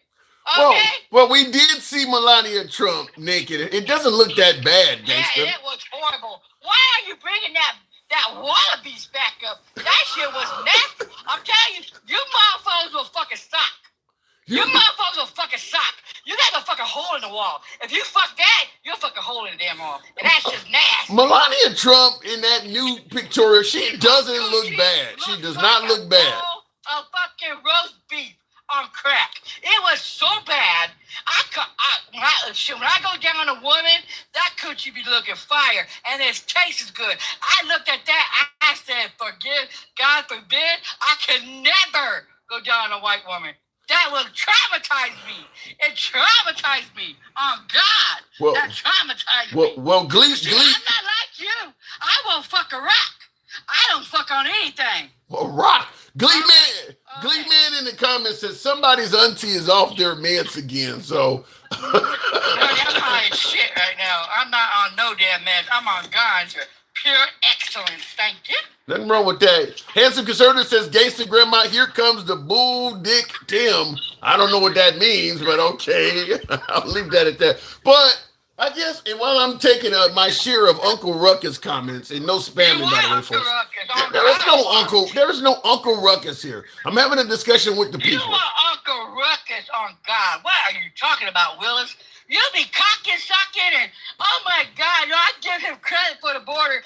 The border is just the same, Negro. I mean, you guys are stupid. And then you had a mofo up here. What was his name? DJ Wallabies? I lost brain cells to even try to talk to that. I couldn't even talk to him because I would throw something at his crazy ass. He didn't even know what the hell he was talking about. Let me ask you a simple question. If Trump does something good for America, is there anything wrong with giving him credit for it? The only thing good that he'll do for America, go push up some damn daisies. Eat a couple more double cheeseburgers, take some more aspirin, and go croak. Why would you say that? Why would you say that? Because he's a racist piece of shit. And you know when you know that, you've seen all the racists come out. When Bad Bunny came, oh my God, he spoke Spanish. We didn't even understand. Even some of our black people. What is fucking pathetic? What is? You don't understand him. Well, half you motherfuckers didn't even understand Kendrick Lamar, and that was fucking English. You motherfuckers didn't even understand that shit. Well, he's not racist, you numbnut. Sandy B in the comments says, "How is he racist?" Let me ask you something. What is so wrong about it? Wait a minute. What is so wrong? What is so wrong about an American watching America's most televised sport? Asking, why not have a halftime show that's in a language I understand? How is that racist? Because, let me tell you something. This is 2026. If they want to know, they can flip on the caption. And let me tell you another thing. Spanish was here before the white T-man came and made us talk English. How about that? I don't believe that's true. The Spaniards... No, the reason Spanish is... Are you stupid? No. Yeah. Hold on. The reason we have Spanish here is because the white man from Spain brought it. That's how you... No. Yeah. Mexicans were talking it. No. Before. No. Oh, my God. No, yes, that's wrong. Yes, okay, give me a moment to explain. Just like in America, you had Native Americans here. You had natives down there. The English came and conquered us. The Spaniards conquered a lot of stuff south of us. The English brought English here. That's why the natives and all of them now speak English. The Spaniards took Spanish down south of the border. That's why all those countries speak Spanish. Let me tell you something. But anyways, the end of the damn day is half the population knows and we're bilingual. Like me, I'm bilingual. Okay? A lot of us is bilingual. And if you couldn't understand Bad Bunny and you didn't see what he was saying, then you're some kind of special idiot. On God. But how is it racist to ask for an English-speaking halftime show? How? It is racist. How? It's racist. It's racist. Listen, it's racist. That's why you mofo. That's why you have cock up your ass and everything else. Yes, master. You believe anything. You believe anything what the white man tells you. You go get the whip. Go get the whip, because you like it like that. You want to be at that white man's table so bad. Like that. Yes, man. This ain't got nothing to do with that. Asking for it. Yes, it is, because it's racist. And you know what made me sick of it all was black people. My own damn people was going against the Latinos because, oh my God, they didn't bring black people in it. What the fuck are you talking about, Willis's? You know what? They had black people dancing. You know what they was? Afro-Latinas. Afro-Latinos. We do have black in our asses. You feel me? And it was our time to shine. Oh, but no. Kendrick Lamar didn't do nothing, right? Get the fuck. I went off on all their asses. See, the white people always think I go after just the white people. No, I go after the ratty raccoonies. I go after your ugly ass. And I go after anybody that goes, because they ain't pro-black. They ain't shit. The uneducated morons. How about that? Yeah, you got one of my guests doesn't like your comment, says fucking crackhead. What about the simple, okay. I'm not your mama, bitch. I'm not your mama, bitch, though. But hey, go ahead. Your mama laid down and had you, and guess what? Your daddy, it could be your uncle, your pappy, or whatever. You interbred mofo. That's why your brains are so messed up. What What about watching the? What about just simply watching the All American halftime show with Kid Rock? At least it's in English. Why don't you guys go mind the damn business? If you don't like it, go turn it to something else, or go turn it to the Grapist, what they was watching, because you know Kid Rock, he was all for having sex with underage kids, right? They did. Right? They took you said if you don't like it, turn to something else. They took your advice, and when they took your they took your advice. 136 million. Bad Bunny killed it. Bad Bunny killed it. But what I said is they took your advice, they went and watched something else, and when they took your advice and did that, you're calling them a damn racist. You're telling them to go watch something else. You know what it is? The hatred for brown people in this country is sickening. It is sickening. It is totally sickening. And you see the hate coming from... I was like floored. I was like, why is black people even hating on this shit? When you know the white man is doing it to us. You feel what I'm saying? How? But oh no. Rowdy raccoonies. I don't see how it's racist. White supremacy. The black people that was talking mad shit is doing white supremacy. That is white supremacy talking point. So about Spanish and stuff. God forbid your young kid might know how to say a damn Spanish word. There's kids dancing. Didn't know. Let me ask you a simple question. Talking about, but they was dancing. You could have easily took what he was saying. And you know what he was saying? Was these Americas. Everybody was welcome in Americas. We had no borders. United States is a part of Americas. You feel what I'm saying? Let me ask you. Hold on. Canada, Let me ask you a simple question. If I decided not to watch a show that I don't understand and watch the All American show, does that alone make me a racist? What do you think, Willis? I'm asking. Why would you watch a pedo? I can understand this guy. Why would Well, wait a minute. You do realize that the lyrics to what Bad Bunny was saying weren't on the up and up as well. Some of those lyrics were adult lyrics. If they understood him, he wasn't talking about sex or anything like that. He was talking about uniting and everything else and about love. Love is greater than the hate. He was talking like that. He wasn't talking about coochies and dinglings and I want to F this, unlike Kid Rock. But I'm asking you, if I simply turned off Bad Bunny and watched a halftime show that I could actually understand. You know what? You might get educated if you listen to Bad Bunny. You're not answering you're avoiding the question. I'm not avoiding nothing that you say, Uncle Ruckus. Well, let me ask you. You don't make no sense half the damn time. If I watched a halftime show that was spoken in my native language and I could understand it, does that make me racist? If you was putting down Bad Bunny, yeah, you're a racist. You are a racist. So everybody that watched the All American halftime show with Kid Rock are racist. They're racist. They're racist. That's crazy. God forbid, you watch somebody that spoke a different language. Oh my God. Maybe they just favored the actual artist. Maybe they should get educated before they start talking. Okay, they might learn a few vowels, or they might learn some education. Because half the mofos are dumb as hell. They're just got a lot of dummies. Gangsta, like a bag of dum-dums. Oh God. Gangsta grandma. People just trying to watch a football game. They're not trying to learn a new language. You know what? Maybe they shut the hell up. Okay? Maybe like black people last year. We had what? Kendrick Lamar. He was talking about bullshit too, right? Nobody was complaining about that. Then when it came to Latinos getting their shit in, here comes the black people. There was no black people, there was. And then that's like, we didn't understand it. To get your head out your ass and then go look what he's saying. He said about electricity and everything else. Do you know that Puerto Rico was known for the sugar cane? He did that. Let me ask the audience. Yes or no in the comments. How many of you folks agree with Gangsta Grandma that simply watching the All-American halftime show designates you as a racist? Yes or no? Do you believe that everybody that watched the All-American halftime show is a racist? Yeah, I think that's crazy.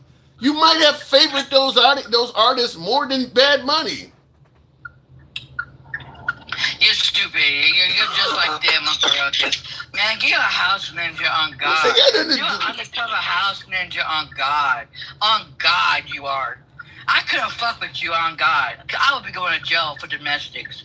So, I absolutely, even if I'm a fan of one of the guys performing in the All-American show, and I don't even know who Bad Money is. If you're a fan of colonizers, and you're a fan of a PC3DO, God help you. Then you are right along with them. You need to be under the fucking damn jail. Wait a minute. If I like one of the artists that sang on the All-American show, and I don't know who Bad Bunny is, I gotta sit here and watch. Wait, hold on. I gotta sit here and watch the guy I don't know. There's not a black person singing for them. Only white guys and a white woman. Why? Why was they all white? Why was they all white? Huh? White and pedos. Huh? Huh, ninja? How? How's that? White and pedos. What is that? God forbid you got a brown person up there speaking Spanish and trying to unite people and say, you know what, we're all Americans and we're all American and we love each other and come together. Oh no. They wanted to bring the hate. They want to bring the Triple K back. They want to hit us. Well, you know what I mean? They want to do some fuck shit to us. What about Goons 901 says actually whites are the real minority also. That's why do you know why they're making a big thing and they want to kick everybody the hell out? Because the white women is going in the BBC and making mixed kids and they don't like they white, pink, ugly looking dinglings. I wouldn't blame their asses. When I seen one, I was like, oh God. You feel me? White dingling is not cute. Not cute at all. It ain't sexy. Shit, I have a strap on. I shit. Hell to the fuck. Well, wouldn't the strap also look like one? Hell, they got chocolate ones. They got brown ones. I don't fuck with the pink one. You feel me? Cause that would traumatize me. You know, Tim, I've never been with a white man. Never. Why not? And I would be traumatized. I would be in the mental hospital fucking with that shit. I seen one girl, honey. Oh no, I seen it on porn one time.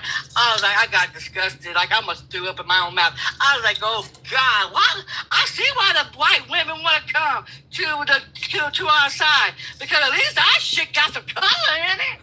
You know what I mean? Oh, but you said pink. And it's thick. Pink is a color. Yeah, pencil dick ones. You know what I mean? Like, oh God, no. No, I'm good. I like my colors, my color ones. You know what I mean? All right. Chocolate all day. Gangsta Grandma, I gotta move on. You are a riot as usual. Real quick, go ahead. Do not stop fluffing Dad, because I promise you, I'll come back. Ghost Dad, and I'll choke you the fuck out on God. I don't want to be choked. Don't choke the host. Thank you, Gangsta Grandma, for you coming through. Appreciate it. By the way, folks, tap the screen. She sounds mentally retarded, says Hayden Fox. Yikes. Real quick in the comments, why you running? Because I got other callers. I mean, look, I got folks who may be hardcore MAGA online. Don't you want to hear from some MAGA? I know you guys love MAGA, right? Some of you folks want to hear MAGA really lay it down. I know my liberals love some MAGA. Give it time. Even though Latino Mexican people are putting videos that say, don't worry, white people, we didn't understand what we were saying either because that wasn't Spanish, that was mumbling.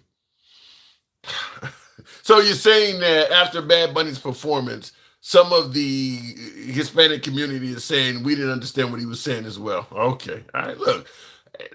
I'm assuming there's some people who said Kid Rock was lip syncing, sinking. They said the Kid Rock didn't sound good either. I mean, everybody's going to judge a concert performance in their own special way. Nobody's going to judge them. Everybody's not going to judge any concert performance positively. Real quick, to get off your knees. Stop Stop spamming. I don't like to block, ban, or censor anybody, damn it. I try to avoid doing that. I leave the comments open. I don't mind the criticisms. One of the viewers is saying, get off your knees, Tim. Get him gangster grandma. I get it, but you typed that about 1,000 times at this point. So I'm going to leave it open for you, but I'm asking kindly to not spam. Might as well have been Ashley Simpson. What do you mean by that, Sherbert? Let me go back to the box, tap the screen, get us on. We should have been way up there. Get us up to 55,000. Y'all can make that happen. We'll take the next caller. Tap the screen, get the likes on up. Get us up to 55,000. Until then, I'll entertain you with the one and only Straight Talk Commerce. Straight Talk, good evening. How did I know? What did I do to you? What did I do to you that I got to follow that trash? Wait a minute. Why she got to be trash? She has an opinion like you do. Hold on. No. That is the most vile, racist human being I have ever heard in my entire life. And I grew up in Cut and Shoot, Texas. I thought that there were some people in Texas that could really be racist. I need to introduce her to them. Damn. So you see my last... Holy shit. Listen, she's passionate in her opinion. No. As a matter of fact, I just asked my wife to take the chocolate ice cream out of my freezer and take it back and substitute it for another flavor. I mean, if you wonder why there are races in this country, it's because of her. It's her. Okay. She is the entire problem. That was really good. I refuse. Oh my God. I refuse to even allow chocolate ice cream in my house anymore. Okay. You're wrong for that. You are absolutely wrong. So her commentary has made it so you will no longer eat chocolate ice cream. Not gonna do it. I told Tracy she's at Target right now returning it. Right Okay. now, I don't know if they'll even take it back. I'll throw it away. All right. Let me ask you a question real quick. Go ahead. Okay. And I have not watched a football game in 30 years. I did not watch this Super Bowl, have not watched one. I am fascinated that someone would think that they have the right to tell you which halftime show, whether it's the Victoria's Secret Bowl, whether it's the Puppy Bowl, whether it's the halftime show. Everyone knows why the NFL did this. Everybody knows. So why in the world? Wait. Let me ask you, why did they do it in your opinion? I want to get why do you think the NFL did that? The population of Americans that are watching the NFL has been declining for a long time. And what? A long time. No. And the excitement, yes. You believe the ratings for the NFL is going down? Down. Tremendously. I see why you said you ain't watching. Listen, that's not true. Let's argue that it isn't. You don't think that that's true? I'll accept it. Let's say that it's not. The only place for the NFL to gain more viewers is South America, is China, is other places outside the United States. And in order to attract those viewers, you're going to have to cater to those viewers. Okay, that I agree with. Okay, listen, if you don't want to believe that the NFL, because they've done the Sunday ticket and because they've done, there are very, very few free games on television anymore. That's true. If you want to believe that the viewership has been the same, it's not. But if you want to believe that and you want to cope, fine. I'm just telling you that the NBA suffers from the same problem. The NHL suffers from the same problem. You can't take your kid to a game anymore. The average look at the stadiums. When you go watch one of these games, look at the stadium. They have no live audience. It's very limited. That I disagree with. I mean, I agree with some of the things you're saying. It has become insanely it's become insanely cost prohibitive to go to a game. That is true. Going to an NBA, NFL game, 3 or 4 people, it's cost you about $1,000. I mean, it's cost a lot. So I don't totally disagree if you want to get a good seat at least. The only pool of money, and they want to make more money, the only pool of money that's readily available, go into Mexico, go into South America. I will tell Gangster Granny, my my middle daughter is whiter than sour cream and speaks better Spanish than she does. I guarantee you that. The girl has a degree in it, so Well, let me say this though. Some of that astronomical price, some of the stuff you're talking about, the players get paid a lot more than they used to. A lot of money. That's why that has more to do with it, I think, than anything else. Is because they get paid so damn much. Yeah. They did the opposite of what e-commerce companies are doing in race to the bottom pricing. So, I teach, that's what Straight Talk Commerce is I teach e-commerce to people. And I try to explain to them, using discounts to race to the bottom in pricing, bad model. Well, the NFL has the opposite model. They have gone all luxury pricing even when they haven't added any value. And that's a massive problem for them. I gotta push back because, especially in the NFL, them stadiums are not empty, man. Them stadiums are not empty. I mean, if I wanted to do anything to attract that attracts ratings, I want to be the NFL. We can talk about your belief that the viewership or whatever's going down, they still dominate when it comes to ratings. They dominate. Sunday night, all of that. You're right. In some markets, you're right. Some markets it is horrible. What else out there is being watched more than an NFL game on any given Sunday night, or even Monday or Thursday? What else is being watched more than that? Well, I'll give you a perfect example of this. UFC. UFC goes with a model. They can't have enough people there for a live gate. They don't make their money on a live gate. What they do is they strike up free. UFC is moving the opposite direction. They're giving more free content out, and they're making it up. Yeah, there's a lot of UFC. I mean, if you like, okay. How many football games are there, Tim? Yeah, I'm in Chicago. There's only like 17 of them. You can't give them out free like that. There's not a lot of games. What I'm saying to you is sorry, I just read one of the comments to get through my train of thought.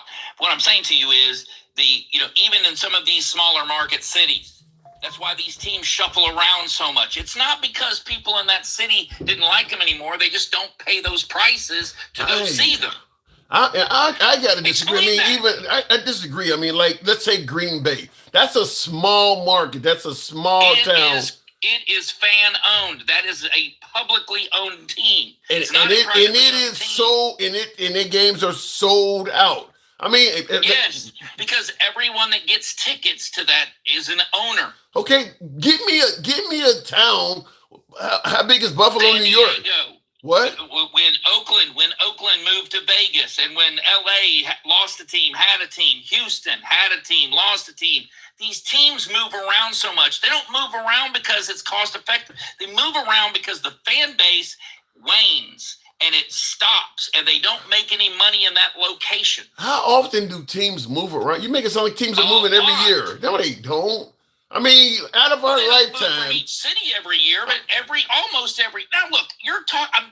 I don't follow it maybe as closely as you, but I do follow it in a business sense. And in a business sense, it tells me that, look, you're going to the local government to fund your place to play.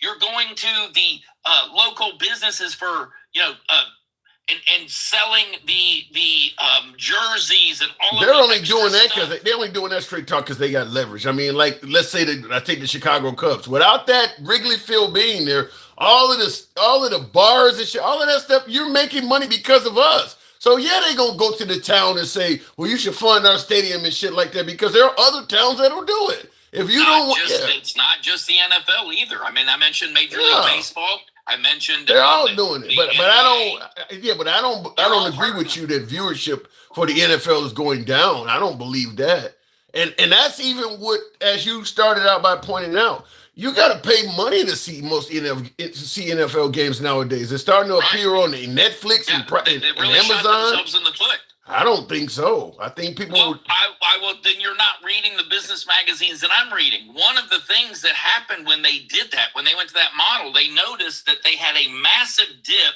in the footballs, the jerseys, the things that people buy. It just happened. You got to give it time to. No. We've had pay-per-view football, NFL. What? Somebody don't like you, man. Somebody don't like you. Well, keep going.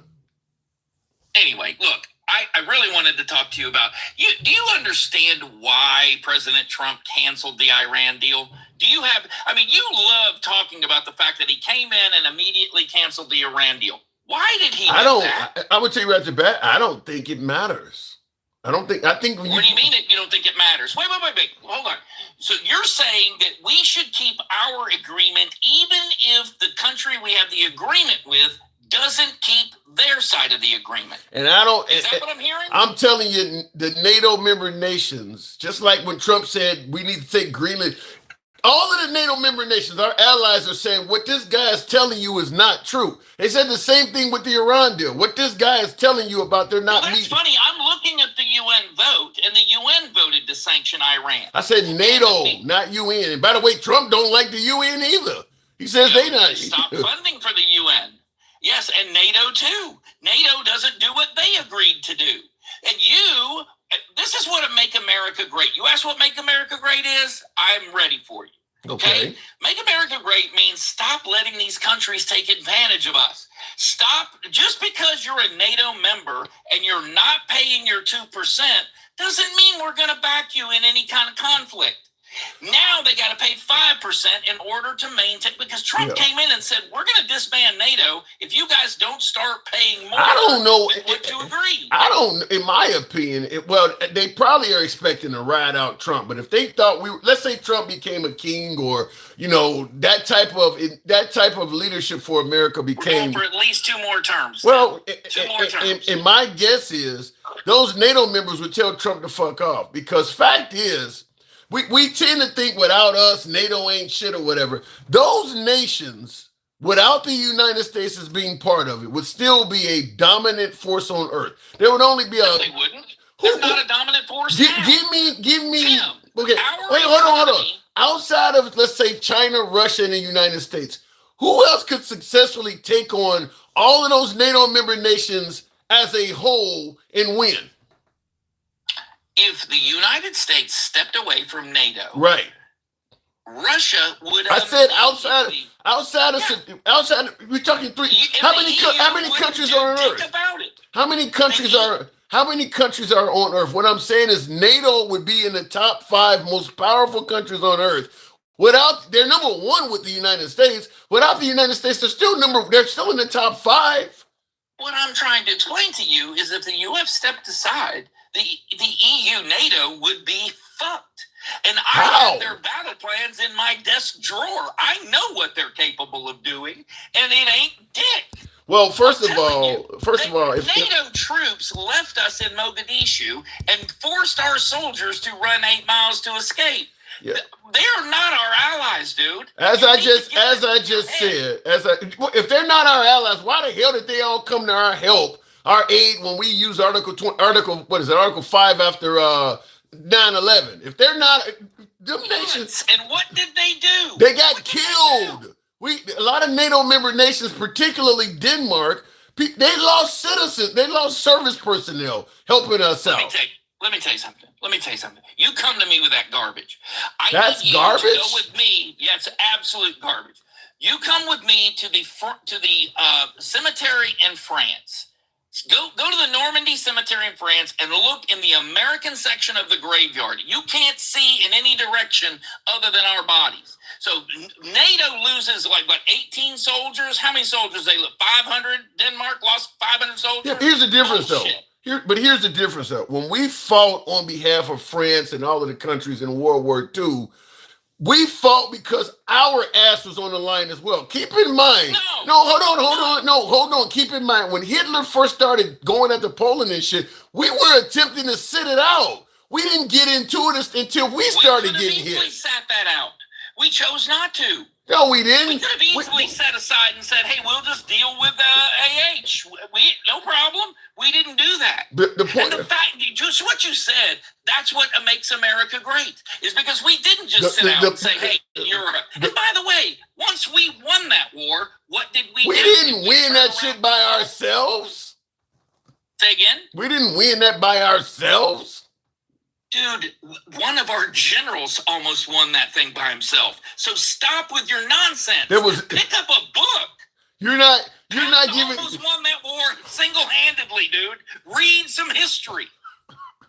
You gotta stop. This American exceptionalism shit is gonna be the destruction of our fucking nation. No, you don't think we need to get back to American exceptionalism. You don't give all these countries credit for giving us intelligence, the French resistance, all of these folks working. You don't give them any credit at all. It's just all America. You know who else feels that way? Maloney in Italy, because she came to Trump and said, "Hey, listen, don't worry about your intelligence. I got you. That is not a problem."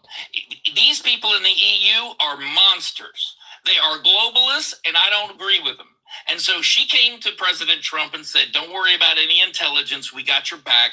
And that is why they decided to turn tail and run like scalded dogs. So stop. Here's the thing. Here's the thing. You are free to feel however you want to about Thank you. So are you. 100%. Okay. I have fought for this country. I would do it again in a heartbeat. I don't know how effective I will be, but goddamn it, if they need some donuts eaten, my ass will be number one. Number one. Okay? But in my day, trust me, not to be fucked with. And I do not appreciate everyone throwing in my face, especially when the United States economy is larger than the next 7 economies in the world added together. Yeah, they need to stop, dude, and start appreciating the United States of America. I just don't favor this. We big shit. You should be glad you got us around attitude. We don't need you. You need us. I just think that's a terrible way to talk to your friends and allies. Yeah, I do. Yes. Okay. Did you let your kids think that they were equal to you while you were paying for school and paying for clothes and paying for shoes? They didn't make the decisions. You did. You made the decisions for that family, Tim. So what am I telling our allies? You're the kid and I'm the dad? That's insulting. If I am paying for your protection, they're not. You listen to me. You're not. Well, hold on. The reason why America keeps saying we're paying for it, protect, people want to fuck with us. Those countries in Europe would probably be okay if they separated from the United States, because America's a country that everybody wants. Because we play the world's police. That's why we're constantly being a victim of terrorism. We are forced to play the world's police. No, you're not. No, you're bullshit. No, you're not. No, you're not. You expect Germany, you expect Angela Merkel to go over and right a wrong? Fuck no. You expect that Carney is going to step up and say anything about someone in Somalia or someplace in Chad? Get out of here. I think we create as many wrongs as we right. Okay.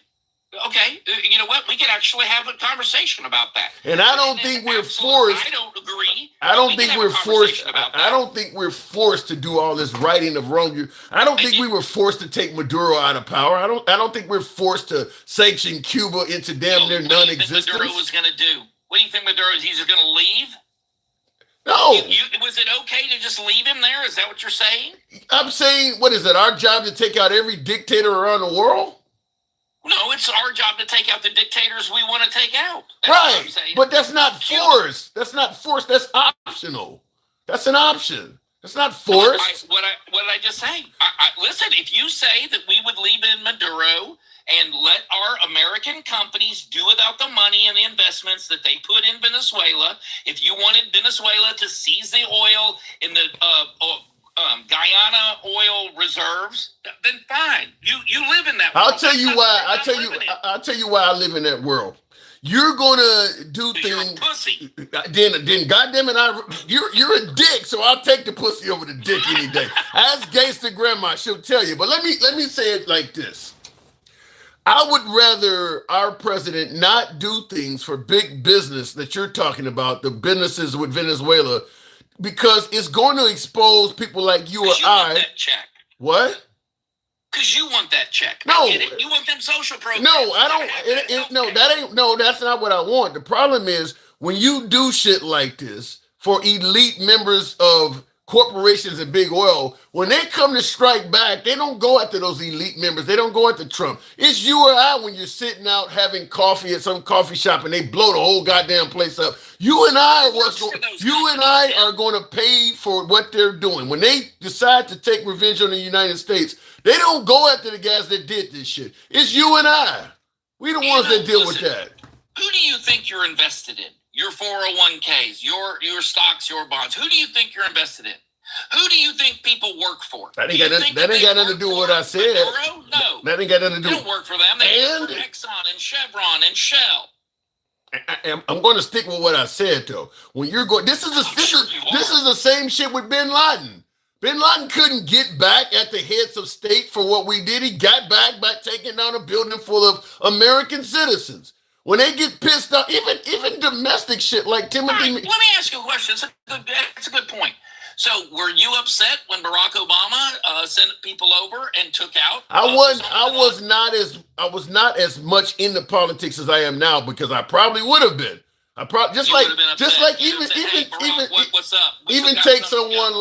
Take somebody domestic like Timothy McVeigh. He was pissed off at the government. That ain't who he punished.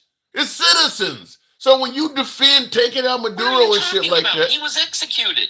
No, Timothy McVeigh was executed. But I'm talking about what he did to get executed. He was pissed off with the government, and he went and blew up a building in Oklahoma City full of citizens. Who's he pissed off at? The government. Which president was he pissed off at? It does matter. It does matter. Tell me how it matters. Was he pissed at? It doesn't matter. Yes, it does. Okay, let me tell you why I'm saying it doesn't matter. The point is, you're backing presidents doing shit internationally that pisses them off, and they come back and respond by killing you and me. The answer to the question, Tim, is Bill Clinton and his Department of Justice, Janet Reno. Okay, and why does that matter?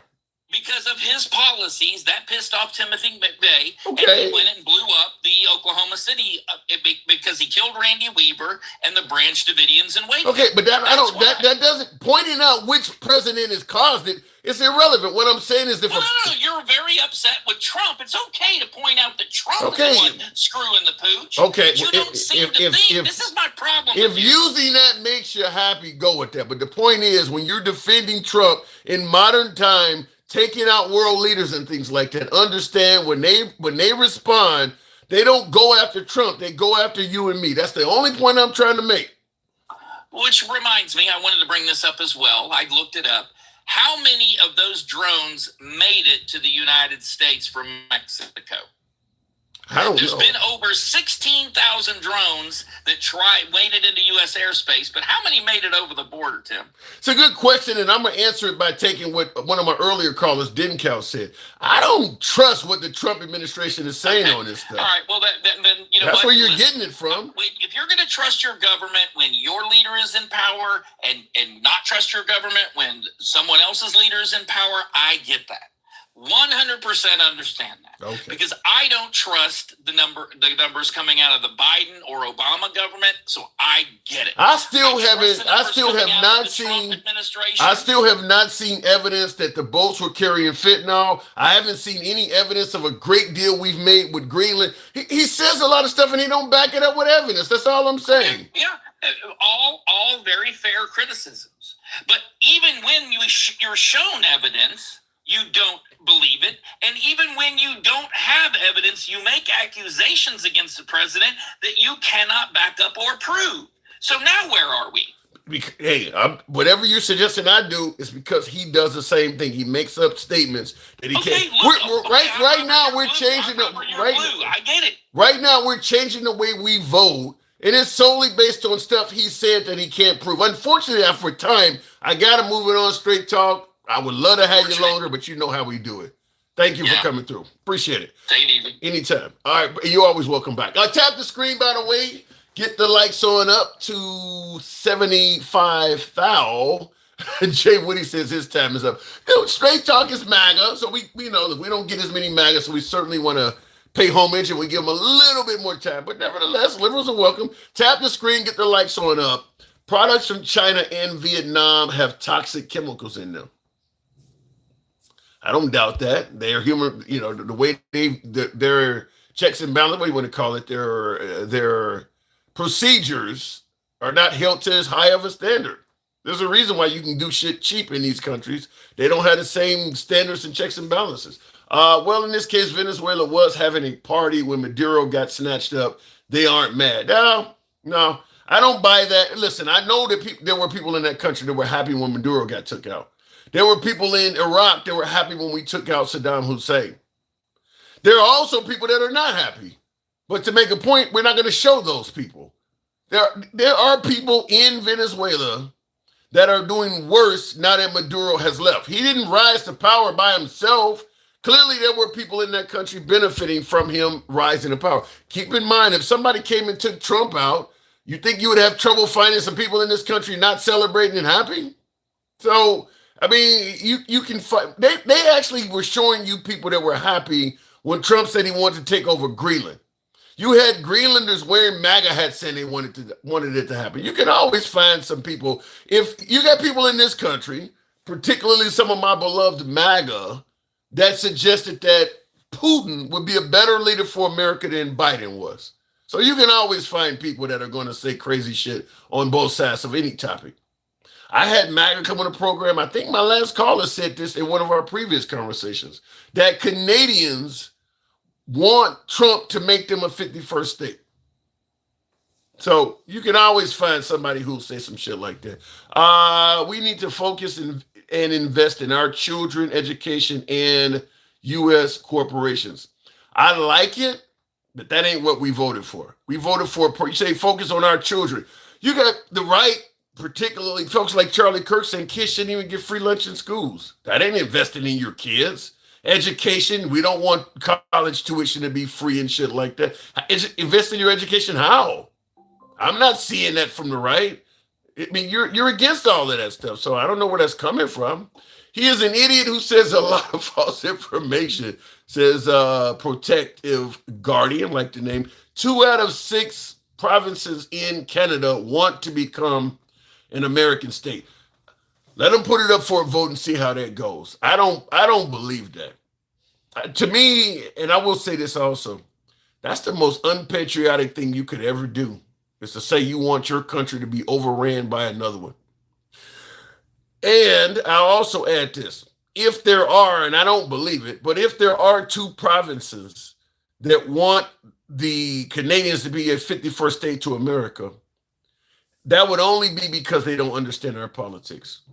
Chances are anybody that wants Canada to be a 51st state, they like President Trump. They probably didn't like Biden.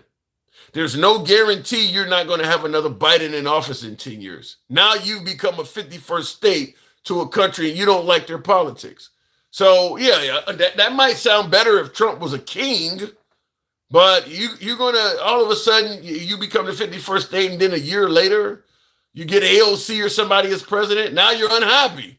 So, yeah, to me, only way they would want to be a 51st state is if they don't understand how U.S. politics works. Right now, America's, anti-immigrant and, the America First policies, we're far right now. We've kind of went in a far right direction. So maybe you think Canada, the Trudeau type, is too far left.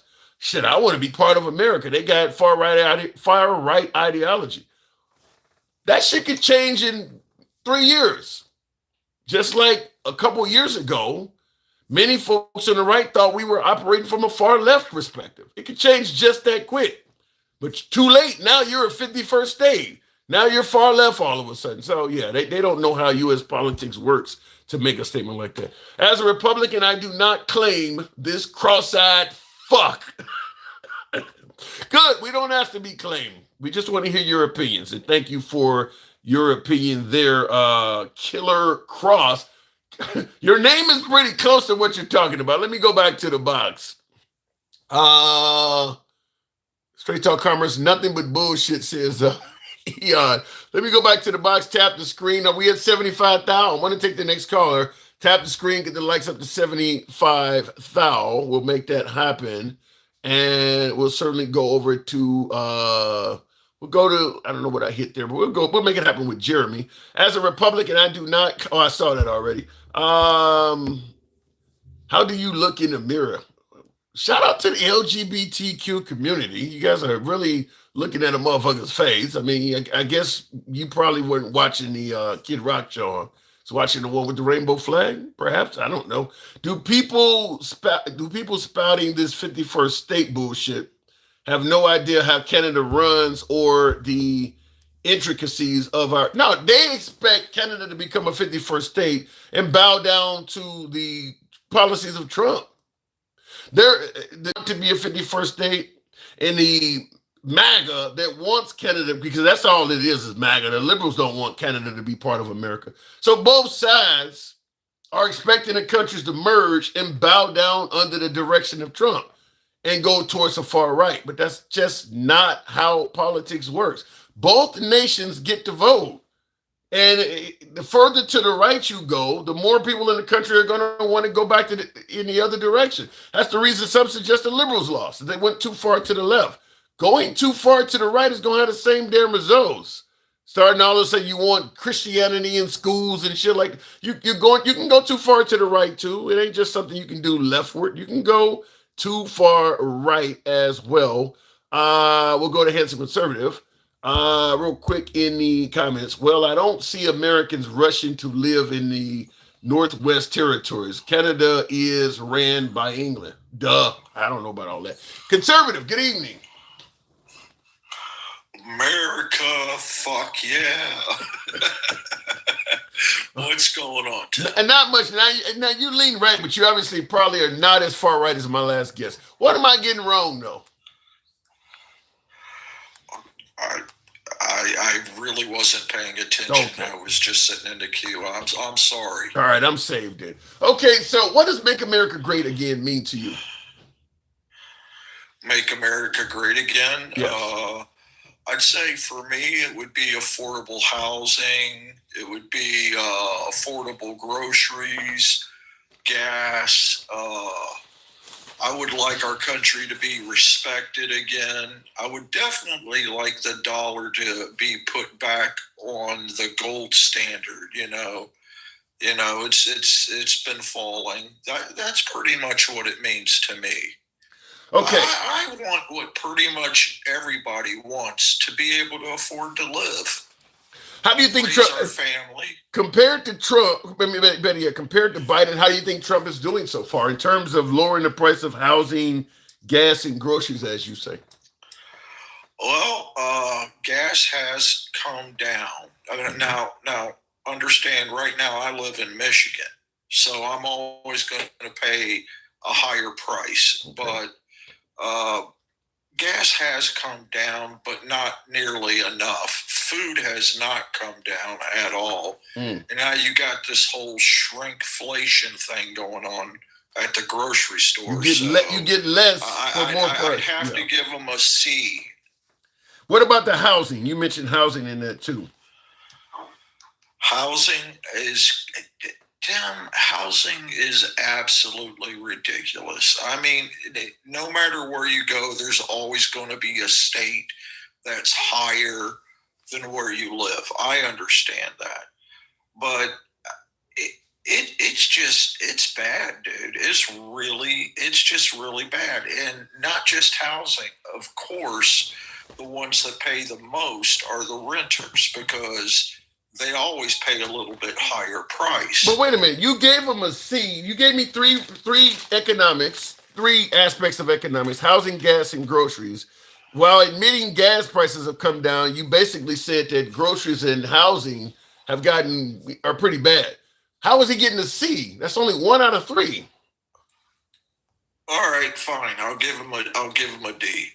Okay. If that'll help. I'm just asking. Because I mean, gas has come down. We're paying I think I saw $2.35 a gallon. Mm-hmm. So it has come down, but it shoots up every week and then it comes back down. He's doing something with gas, but groceries and housing are still high. I mean, I got to be honest about that. Yeah. I get MAGA on the program all the time, though, that says that their grocery prices are coming down.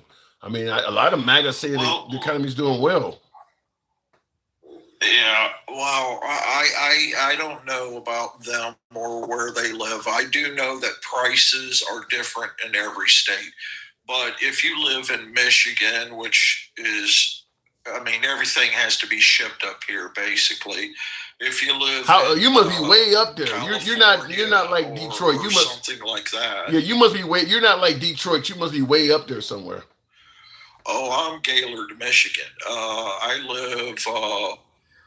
live not far from the Mackinac Bridge. Okay, yeah, I've been across there. What do you think of Whitmer, your governor? Trash. Trash. No, I'm not a Democrat, but yeah, I mean, she's crooked. She's definitely crooked.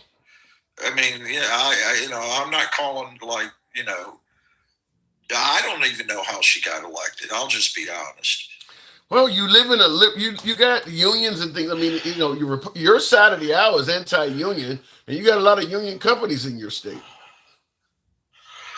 Yeah, well, I don't know much about unions.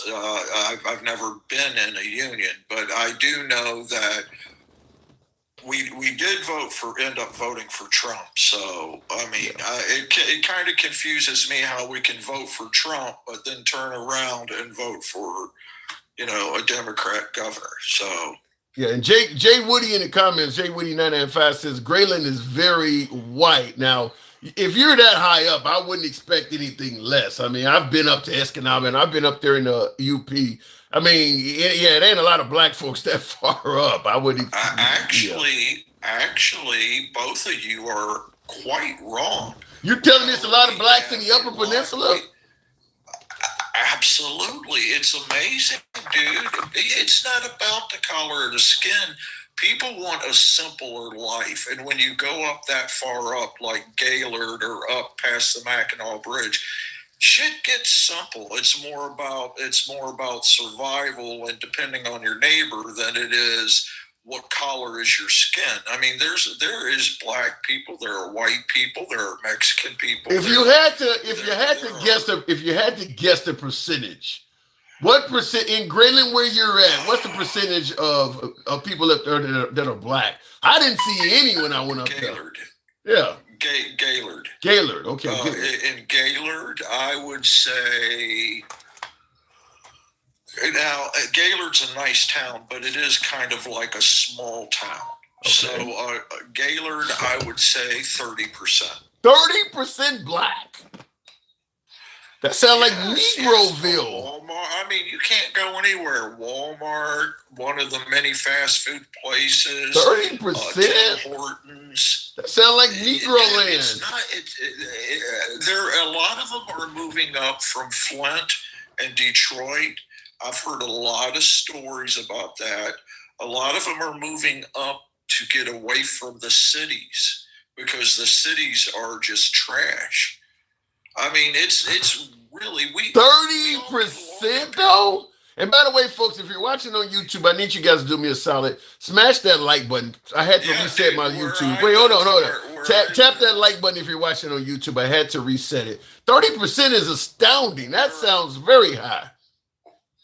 Where I live, there's like this in Gaylord. There's this massive trailer park with like really nice trailers and shit. A real nice place, and it's like just filled with all kinds of people. Everybody just now gets along and stays to themselves. What is the pronunciation? Gaylord or what? Gaylord, Michigan.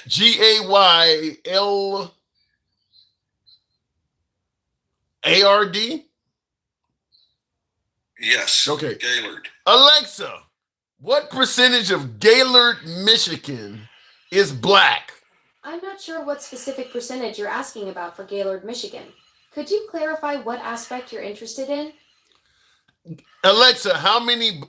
I can't pronounce it now. I mean, how can she not... Hey, Alexa, what percentage of the Gaylord population... Alexa, stop. Alexa, what percentage of the... Okay, this damn thing is crazy. Alexa, what percentage of the Gaylord population in Michigan are black? About 2.25% of Gaylord's population is Black or African American. That sounds a lot less than 30. There's a lot more than that. We're right next to the Army base, dude. I mean, there's just a lot more than that. I don't know what to tell you. I live up here and I see them every day. It's just normal, average Joes, black, white. It's really no different than where I came from, which was Roanoke, Virginia. It's just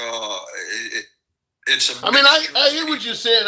I guess the reason it's surprising is we don't normally live that far off the beaten path in that type of numbers. I mean, that's like International Falls, Minnesota or something.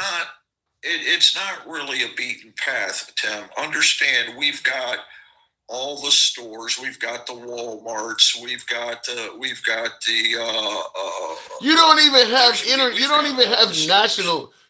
have national name recognition outside of your state. Nobody even knows what the hell you're talking about. You know, black African Americans in large numbers don't normally live in places like that up north. Maybe down south because of how things started, but not up north. It could be because one town over from us is the Army base too. So we do have a massive Army base there too. So you know that could be it. Right. There's a lot of people that come up from downstate to upstate, then go back downstate. It's hard to tell, but I mean, I'm just giving you a guesstimate. There's a lot of them. All right, fair enough. So, in addition to hold on, we'll get back to the topic. In addition to gas, groceries, and housing, and making America great again, also you suggested meant, restoring the U.S. dollar as the gold standard. Now, you don't think that the U.S. dollar is currently the gold standard? I think the U.S. dollar has dropped. I don't know why it has, but it's just not. It's not worth. I mean, go to the store. It's not worth what it was. You're paying more and you're getting less. To me, that tells me the dollar has dropped. I mean, I could be wrong, but that's the way I'm seeing it. Yeah, but I mean, that's going to happen.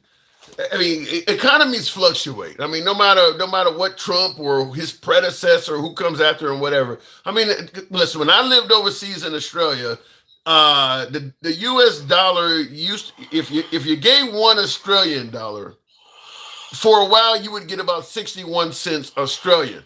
When Obama first became president during Bush's collapse, for a time the Australian dollar was worth more than the American dollar. So I mean, it goes up and down. It went from only being worth 61 cents of a U.S. dollar to like 110 for several months. Well, so I mean, it fluctuates. I hear what you're saying, but for someone who has not left the United States, I can only judge it by what it's worth here. Okay. And what it's worth here is a lot less than what it used to be worth. I mean, every Democrat, Republican, you guys all know, we're paying more and we're getting less. So, I mean, in that standard, I've got to say, I'd like to see the dollar bounce back. Maybe it's just greed from the haves to the have-nots. So then I'm going to ask you the same question in regards to the other economic factors you gave. Do you believe the U.S. dollar is worth less or worth more under Trump than it was under Biden so far? That's a tough one, Tim. I mean, with the whole COVID thing and everybody going squirrely over that, prices going up, I'd say it's about the same. I think you would have to go back a little farther for there to be much of a difference. Let's say Obama or Bush or Clinton or something like that. I think the dollar was worth more back then than it would be with Biden and Trump. So you clearly appears that you don't see any major, because we also talked about, you don't believe housing or you don't believe that groceries are much better. You don't see any major improvement so far from Trump so far, right? That's what it sounds like. No, I see some improvement. I have to say, gas does go down. But to be fair, where I live, when gas goes down, you could get out of work and gas could shoot back up again. Yeah, it's where I live. It's one of those things that if you see a gas price at $2.35, you fill up then, because an hour later you don't know. You just don't know.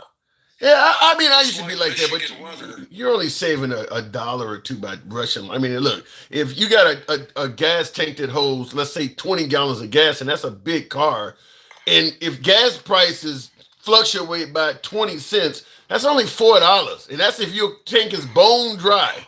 I mean, it really. Okay, let me put it this way. Let me put it this way.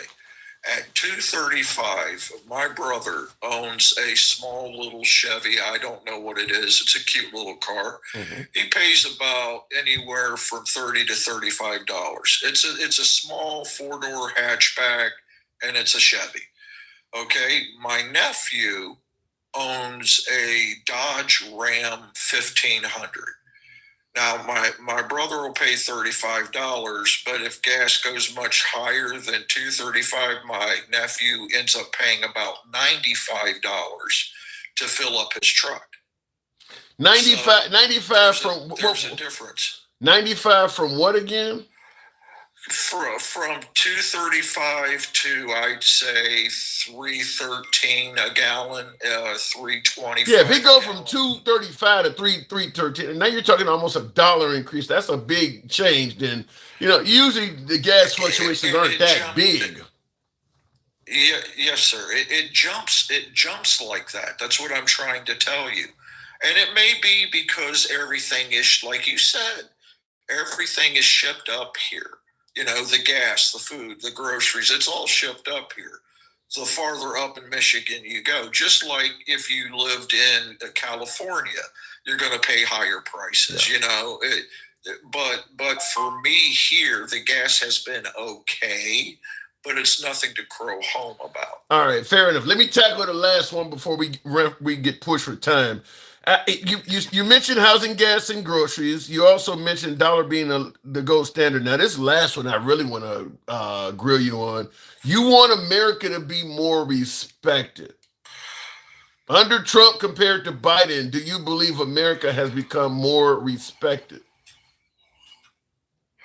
I don't think America can become more respected until Americans come back together. That's the problem. Did we vote for? Did we wait? You're saying you don't think America can become more respected until we unify? Did we vote for unity? I mean, he literally stated he's going to be your president of retribution. We haven't voted for unity in years. If the Democrats are in power, we're not in unity. If the Republicans are in power, we're not in unity. What I'm trying to say is, if America is to be respected, we got to put on our best face. So and we can't put on our best face if you and me are fighting each other over some silly ass shit that really doesn't matter at the end of the day. I want people to look at America like, hey, they're on our side. I don't want people to look at America like, hey, we better watch them or they're going to invade us. So do you? So do you believe we would be just as divided if we had if Biden or Kamala Harris was president now as opposed to Trump? I'm sorry. Could you repeat that one more time? I said, do you believe that if we had Biden in office or Kamala Harris as president, we would be just as divided with one of them as we are now with Trump? I do. Really? I do. I think Biden and Trump and Kamala Harris, if we could sit them aside for a second, I think that we could become more. They were more leaning. What did you say earlier? We have to let go of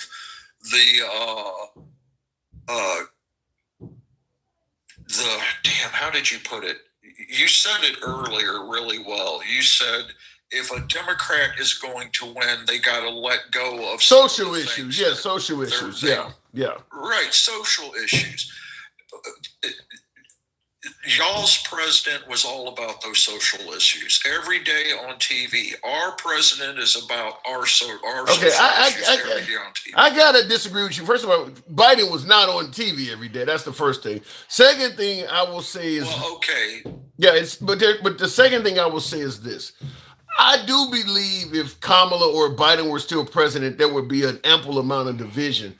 But posting pictures of your adversaries as monkeys and wearing sombreros and shit, they're not gonna do nothing like that. Biden or Kamala Harris. I mean, look, we're gonna be. We had men standing outside of the White House with lipstick and dresses on while Kamala Harris and Biden were dancing with them. No, you're talking about something that may have happened once. Trump is doing this shit almost every other week. It's significantly more divisive under Trump than it would have been. Look, I understand there's going to be a certain amount of division because you don't like the policies of the candidate. Like if Kamala Harris got in there, she's pro-woman or she might do something for blacks. I get the division from that. I understand that. Now, wait a second. You think I have a problem with women? I love women. I'm saying your party has a problem with everything from feminism. And I got MAGA that come on here and say women shouldn't even be able to fucking vote. Yes, your party has an issue with women. Yes, pro-life. Pro-life is taking decisions out of women's hands. Yeah, your party is like that. That's the problem right there. I love that you said that. You say pro-life. We say stop hiding, murdering unborn children and disguising it as women's health care. That would make a lot more sense. In this world that can sit around and kill half a population and not be charged with murder. It's murder. Conservative. You guys are doing that even to women that's been raped. You're telling them they got to carry that rapist baby to term. Or they got to go to jail for murder. You guys are taking the decision making. What did the baby do? What did the baby do? Let me ask you that, Tim. What did the baby do? The baby didn't do anything. The baby. So what about So why are we killing the baby? Okay, because we don't give a fuck about the mom. Apparently, what about the mom that is feeling a rapist baby kicking in her and is driving her to have all kinds of mental problems? Do we not care about her? I'm going to tell you something personal. I'm going to tell you something personal about my family. And I hope that you'll take this into consideration when you just said this about the baby. And Matthew D. Onion says sick old man, so he's not favored. Give me your personal story. My brother, my sister, and I were put into social services when we were kids. Okay, our mom couldn't take care of us. Okay, we were in social services until we were 18. All right, and then we were dropped on our own. All right, so there are options. There are options. If you don't want to keep the baby, don't kill the baby. Give the baby to somebody who loves the baby. If she's been raped and there are permanent changes to her body, she's taking prenatals and got to miss days of work. All of this because somebody decided to force her into. You're going to tell her, well, there's options. You can give it away once it's born. What about all the permanent damage it does to her body? Women die in childbirth. What do we not care about the mom at all? Baby, I do. What about the damage that's being done? I'm not the hearing. The legs are ripped off. I'm not hearing you say anything that suggests you care about the mom. You care about that baby. I think this is the division. You care. You're talking about the mom. I think the mom should go to court, get that guy that raped her, have him thrown in lockup. I think he should pay the price for what he did.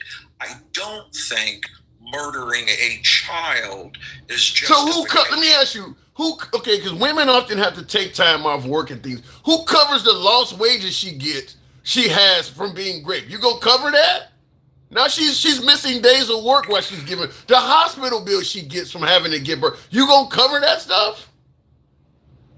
Look, if I had the money, which I obviously don't, I would help out. But there should be programs, Tim. Let's be honest. Let's be fair about this.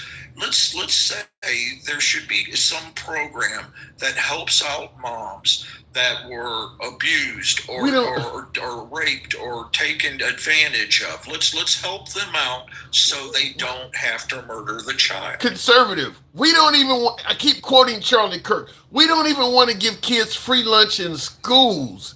We're not gonna give a shit about her. We're gonna tell her she should have been in the house at 10 o'clock and maybe it wouldn't have happened. Perhaps she should have put on more clothes and he wouldn't have been attracted to her. That's what we're gonna tell him.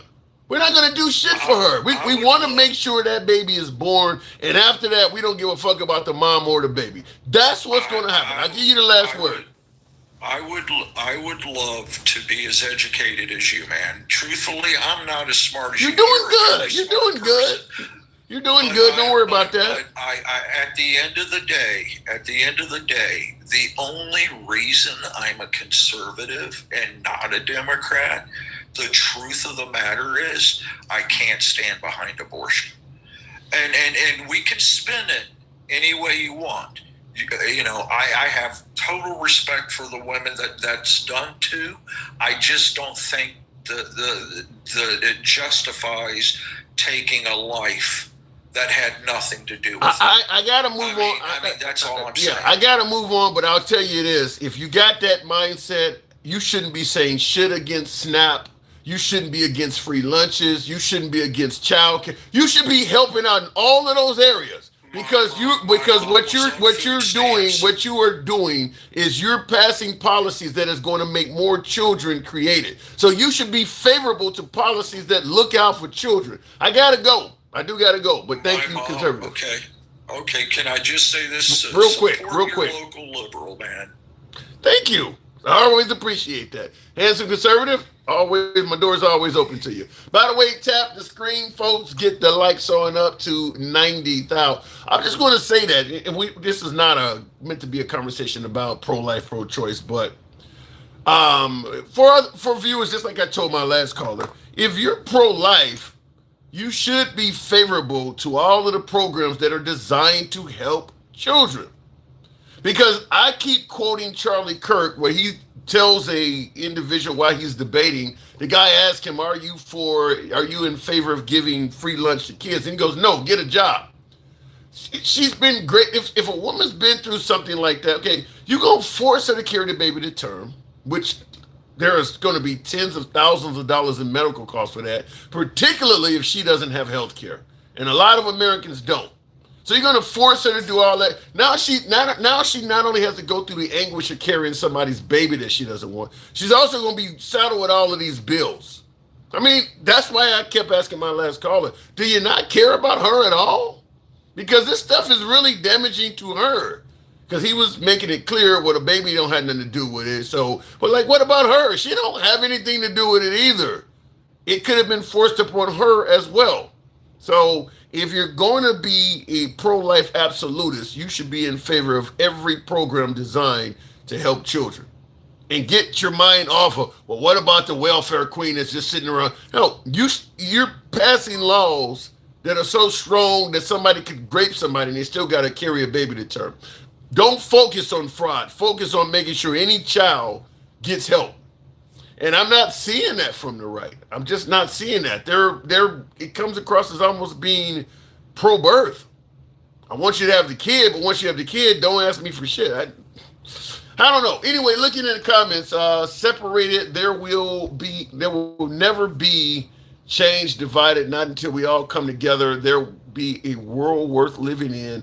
We all know right from wrong. Well, usually what brings us together is war. After September 11th, after December 7th, 1941, I mean, that brings us together. The conflicts we're getting in under Trump ain't going to do that because there's too many people that don't believe those wars are necessary, attacking Iran, attacking, Venezuela. The way Trump has operated, I don't, if America, if something happened in America, I don't know if you would even have enough people believing what he released as the reason why it happened. I mean, The left just doesn't trust him. So I don't know how you correct that. Going back to the box, Mike. After the Jews attacked the towers and blamed another culture, there's no evidence of that. Good evening, Mike. What's going on, man? I'm in the trenches as usual. Yeah. I mean, you should have got your teeth kicked in a while ago, but you had so much crazy shit going on from DJ Julio to the last one. I don't even know where to begin. Yeah, I do know where to begin. I've been actually, probably because I've had more right-leaning callers today. It usually be a lot of leftists. Today I've had a lot of folks on the right, so maybe that's why you see it as crazy. Different politics. My goodness. My goodness. The NFL probability has been at an all-time high. It's been growing every year over the last 10 years by 3 to 4%. So I don't know what Straight Talk was talking about at all. I don't know. Matter of fact, these streaming deals provide them more revenue than they've ever had. Yeah, because now you're not just paying to watch the game at the stands, you're paying even at home to watch it. Yes. I don't know. Man, these people just be throwing out shit just to be right. That's number one. Number two, when we talk about discovery, now understand this, Tim, and I told you this. I was in IT for 27 years, publicly traded company. I was a CIO. So we did discoveries all the time. I know exactly how this shit works. And it doesn't take that long to do these discoveries. If you're doing by keyword searches, you know what you're looking for. You're talking about with the redacted documents, releasing the redacted Yeah, it don't take no. Matter of fact, I will say this. I'll say it without document. I've literally had to sit in front of the SEC on one of these trials that is very famous. If I told you, you could Google it and be like, "Holy shit, I was involved in that case." I'll send it to you offline, and so next time we come on, you tell people. He was telling the guy that I was part of that. I want to see it. Yeah, I want to see it. Okay, I'm going to tell you. Now, I had to do the discovery. I had to meet with the SEC. I had to do the discovery. I had to do the interviews. This shit doesn't take that long. Yeah. All that there's a keyword search that you're using, and you put all those keyword searches, and you have a software, and you put all that shit in, you set the parameters, you hit fucking enter, and it goes through all of that data and scrubs that shit. And if there's hard copies, they make you scan that shit back into the system, and it will read, the OCR will read all the fields, and we'll pull all that shit. Yeah, that's what I told them. You know, listen, when Congress passed the law that all the Epstein documents had to be released by December, it was still I think at least a couple months before that point. We're all the way damn near in March now. So it's been, I don't know, 5 or 6 months. Like, they could have done way better than they have done. They could have released way more of this stuff. And they've had it. They could have been working. If they really wanted to do it, they could have been working on it even before the legislation happened. Yeah. Easily. Just as fast as they sent Kilmar up out of this bitch, they could have been working on this data. I think President do that instead of this. Yeah, I think President Trump's original post on Truth Social early in his term, where he said in capital letters, "Stop talking about Epstein," is probably that makes it clear to me that they never intended to release anything. The only reason why you're getting this stuff, obviously, Congress got involved, and it's not looking good. I think everybody, even the MAGA side, which favors Trump. I think everybody realizes that if Trump was in the game, we could get a lot more of this stuff. Trump is the lone holdout for why we not getting to the bottom of this stuff. And Marjorie Taylor Greene even said it, that he told her, if this stuff gets released, some of my friends will be hurt. And now that it's starting to come out, that's exactly what's happening. Some people from other countries are doing shit about it now, aren't they? Yeah, they're a lot more. Yeah, people in other countries are a lot more punitive on their citizens that's involved in it. Yeah, people resigning and shit. But you know what, Tim? Let's not forget. When MAGA started speaking up about this, what did he say about his beloved MAGA? About this? He told them. The ones that were forcing this, he told them he didn't like them, if you remember. He called them stupid. His MAGA supporters that were wanting these files to be... Well, you see what happened to Marjorie Taylor Greene. That's the only reason she's gone, is because she wanted the Epstein information. That's it. Marjorie Taylor Greene was as MAGA comes. All she wanted was the files to be released. That's all she wanted. And a lot of people that still support him, that want the files released, he told you guys to sit down and shut up and stop talking about it. You remember that shit, Tim? Yeah. So let's just be clear about this. I want to get to what whatever the last gentleman that was up here. Is that the handsome conservative? Handsome conservative, yes. Handsome conservative.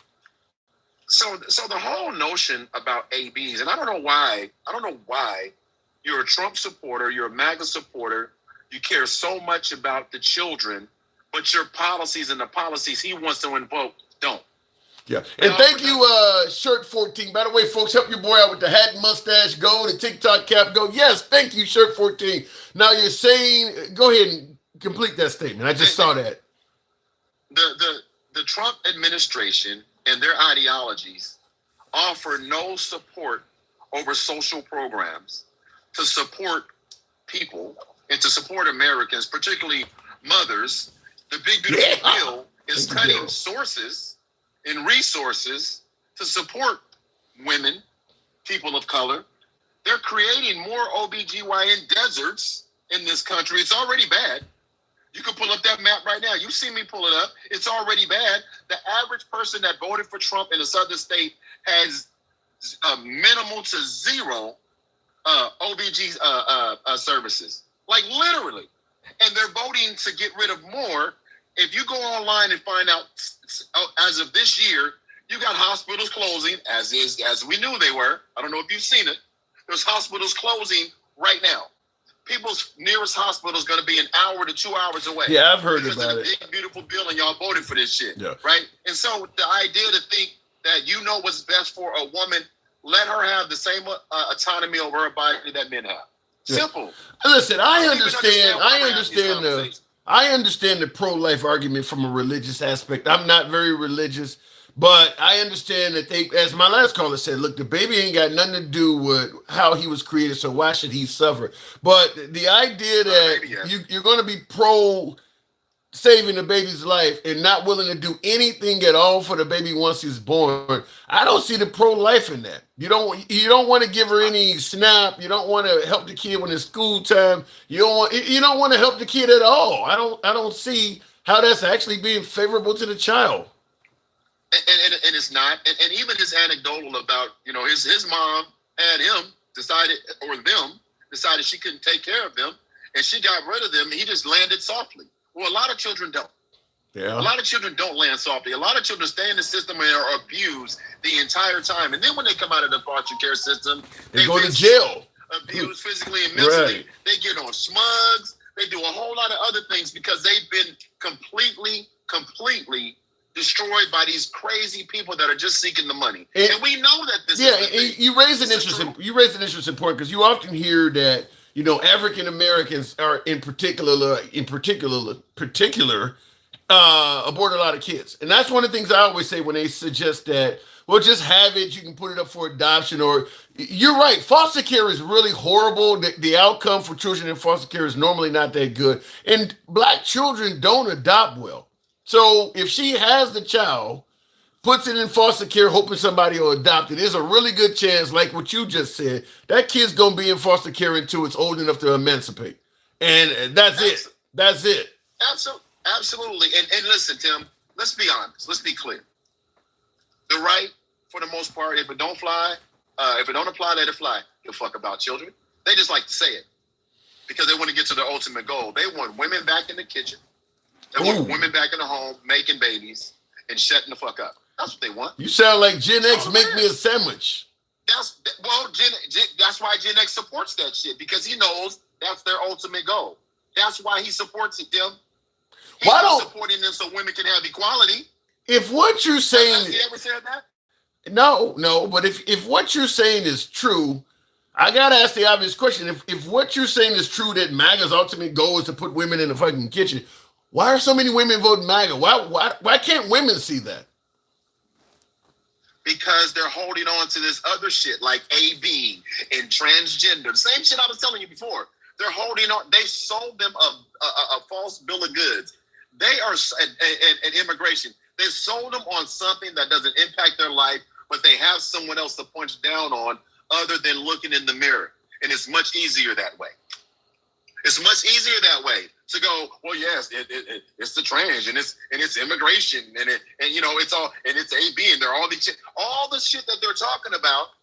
If you look at how they vote doesn't support it's just a complete mind fuck. But they won't let it go because they've been feared that those things are harming them. The reason they haven't progressed in life, the reason why they're not where they want to be and where they're supposed to be, and my air quotes, entitled to, is because of those things. It ain't them.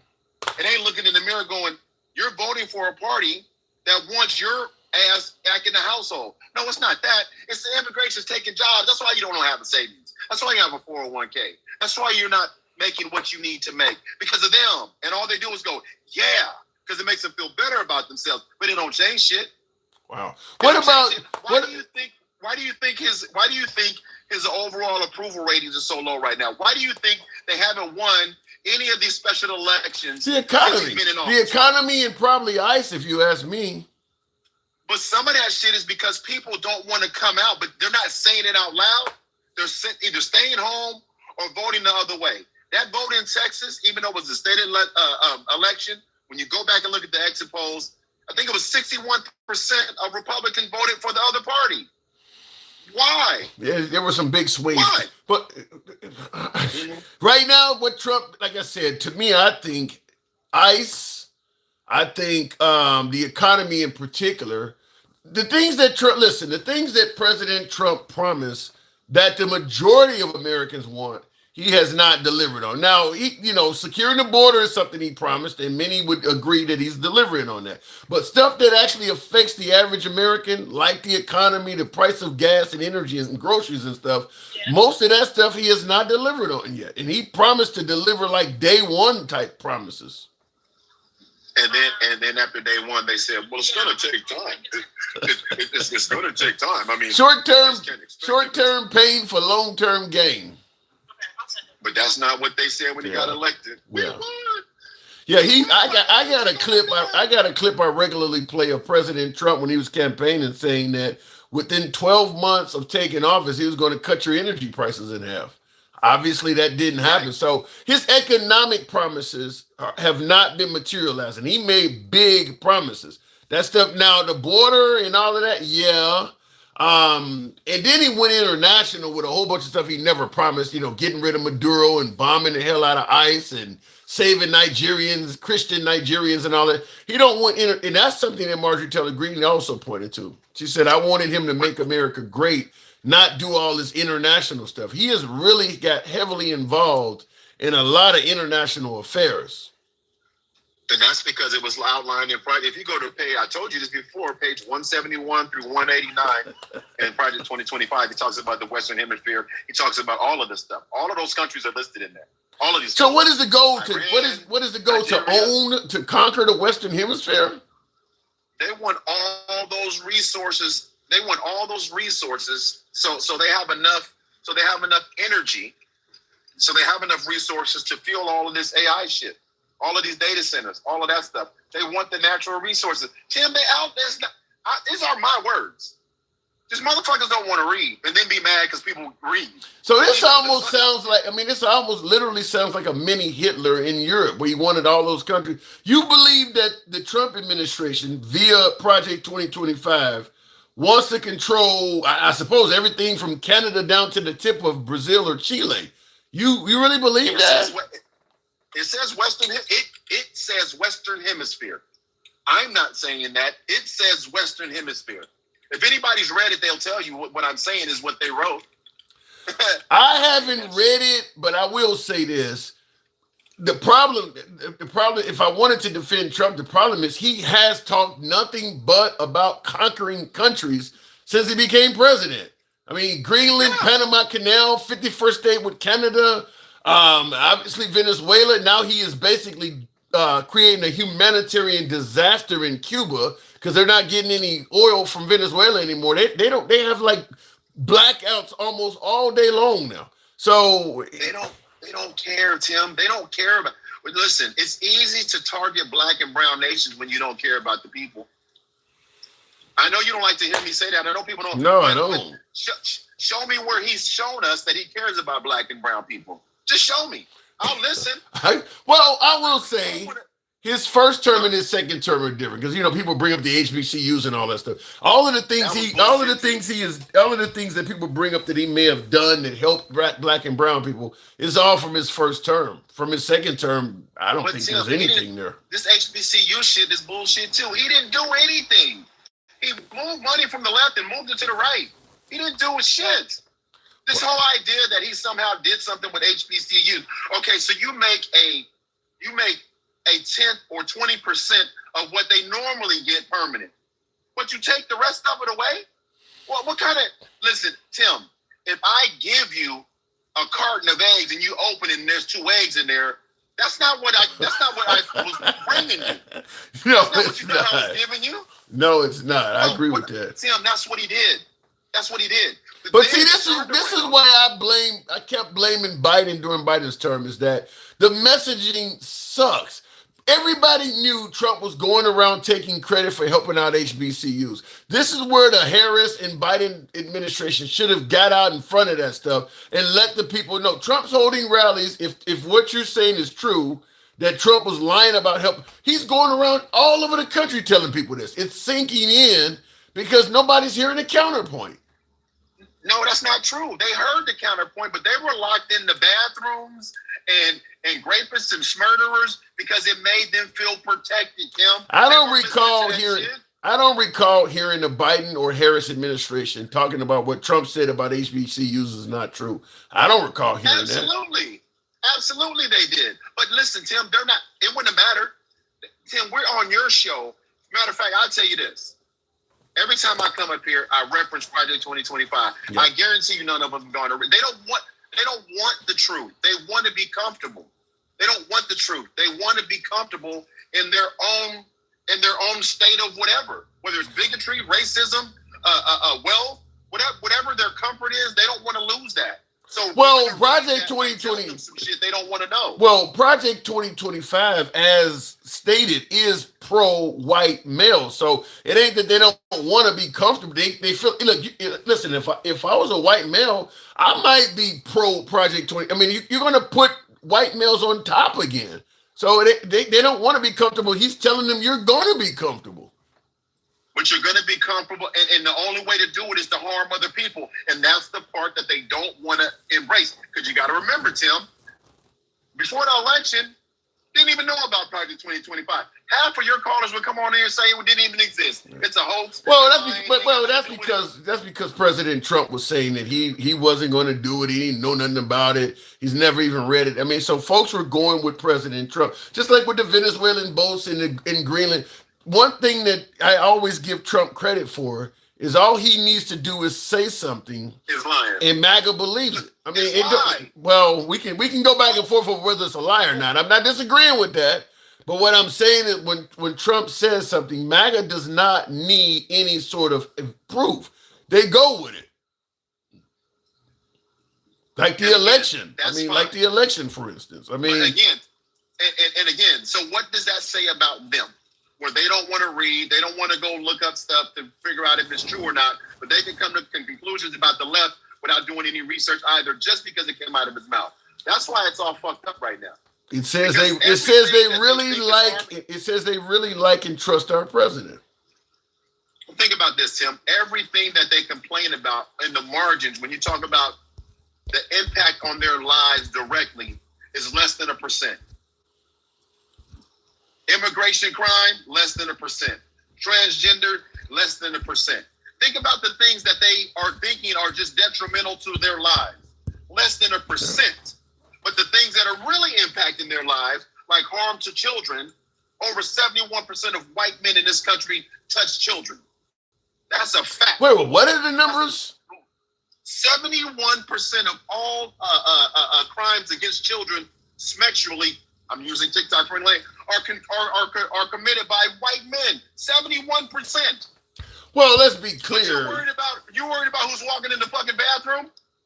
Look at the foster care system and how children are being abused in the foster care system. And when you look at we got a smug epidemic. Well, you go and look at the numbers. 68% of people that are users report they have been physically, sexually assaulted at some point. Stop the bullshit, Tim. They don't want to fix the problem. They want to feel good about themselves. And they don't give a fuck that people are going to get hurt to feel that way. And they can't push back because the numbers are the numbers. But then they go 1350. But when you say white men are 27% of the country with 71% of all sexual crimes. Well, what about, what is that a bigger problem, Tim? It would sound that way. Community? What? Just look it up. White males are 21% of the country, but they represent 71% of the sexual assault. 27%. 27 white males represent 27% of the population, but they also represent 71% of the sexual assault. Jesus. Horny little bastards. Horny little bastards. They said I lied. I mean, and listen, it's easy to say that I lied. They're absolutely going to say you're lying. Yeah, they absolutely. I don't know. I don't have the numbers in front of me. They're going to absolutely say you're lying, though. Of course they are. Because they're not reading. And that stat will make their focus on immigration seem silly. That stat will make their focus on ABs silly. That stat will make their focus on transgenders silly. And they don't want to face that shit. It's easy to just punch down on people that don't look like you or don't dress like you or their sexual orientation isn't yours because you want to be comfortable. But the second, now this is the funny part, the second one of their children experience one of those things, then it's critical. Then it's a crisis. Well, we can say that about the smug problem in this country. It was just say no to drugs was in the black and brown communities. As soon as it seeps into those other communities, it's an epidemic. It was a mental health issue. I gotta move on, Mike, but I absolutely agree. The way we treated the crack issue versus the opioid issue was night and day. And by the way, the woman that said say no to drugs was married to the man that created the problem. Mike, I gotta go. You're flooding me. You're flooding me with more. You're flooding me with more receipts. Are they disconnecting him? Apparently, somebody hated. But Mike, always welcome on the program. Mike comes with more receipts than you would see in the returns department at Walmart the day after Christmas. Mike comes with receipts. You don't see him like that. You just don't get him like that. And Mike, you're always welcome back on the program. I seen what happened. His eyes look fine. Check his palms. What does that mean? Weird. Let me just say real quick. I hate that I have to say this on every program, but you got so many vain, VAIN, vain motherfuckers watch the show. I got 5 cameras going. We're currently live on Instagram, TikTok, Substack, and YouTube. When I'm looking at one camera, particularly my YouTube audience sees me as cross-eyed.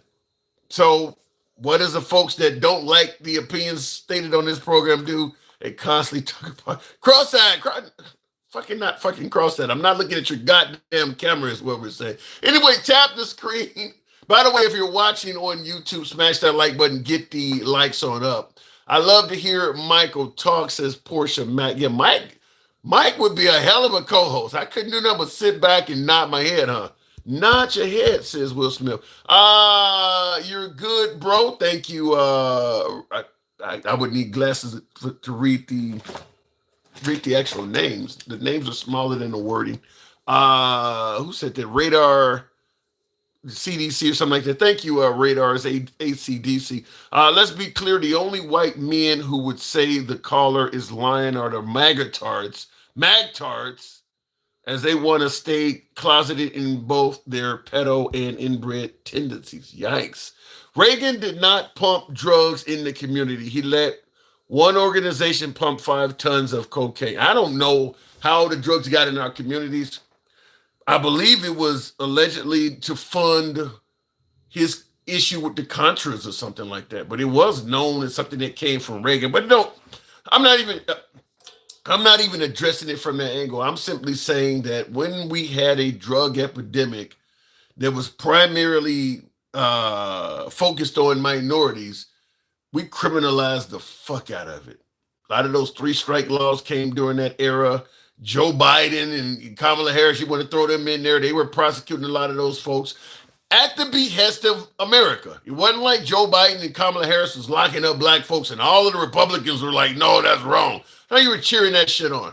So I never buy into folks trying to say, well, you shouldn't like Biden or you know Kamala Harris because they were locking up black folks. Show me all the Republicans that were against it. They didn't do that by themselves. Biden was just a senator. Kamala Harris was what, a district attorney or something? They didn't do that shit by themselves. So show me all the Republican resistance to what they were doing. Then we'd have a conversation. That didn't happen. So they were doing what the rest of the country was okay with doing too.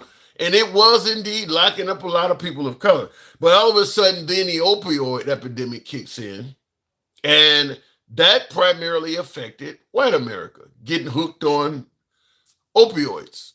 Your, Valiums and hydrocodone and all this, Oxy and all this shit. The way we treated that compared to the way we treated being hooked on crack was like night and day. We did not criminalize the opioid users or dealers.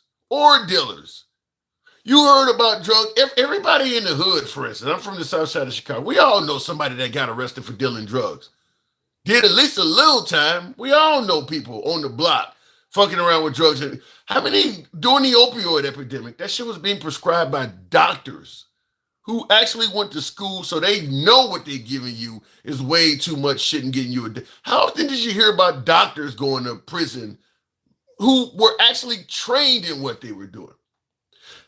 The drug dealers on the streets, often poor folks, criminally trying to make extra money. The doctors already had money. This was just pure fucking greed. And they were using their skill to get people hooked. We put way more drug dealers in front of judges and behind bars than we did doctors and shit like that. Just kind of let them get away with it. And of course, the users got away with it too. Opioid dealers, opioid users, compared to crack dealers and crack users, night and day. Night and day how they were punished. And so a lot of the folks from the crack epidemic, they still got horrible criminal histories and shit now. They can't do nothing. Meanwhile, the opioid people, fines, gave them mental health treatments, and rehab programs. Night and day how they got treated. Unfortunately, the opioid epidemic was legal when prescribed by doctors. It's messed up, but it was illegal. You can't, it ain't legal. Well, if you take a Hippocratic oath to first do no harm, I'll give you my own self as an example. 2000, in the early 10s, maybe even before 2010, I had two wisdom tooth and a molar removed on the same side of my mouth. For pain, they gave me hydrocodone. I'm fine with that, but he gave me a prescription for 30 that I could renew 3 times for 2 teeth removed. I went home, took a Tylenol. The next day, I was cool. I never took one of them, but he gave me a prescription that allowed me to obtain 90 of those. So the idea that it was legal when doctors were doing it, that's bullshit. There's no way in hell you should allow a doctor to prescribe something that is in the realm of that far in overkill. I had some of my boys like, man, give me those things. I can sell them. I mean, it's just crazy, though. They prescribed me a 30-bottle prescription and then had on there you can renew it 3 times. I'm just telling you. Obviously, that dentist did not go to jail for it. I didn't report him, but if he gave me 30, if he gave me 90, rather, I'm sure I ain't the only one he did that to.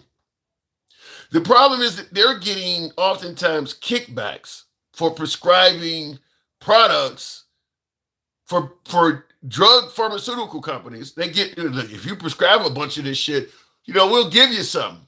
So it's a buddy system. Meanwhile, they fucking up you and me.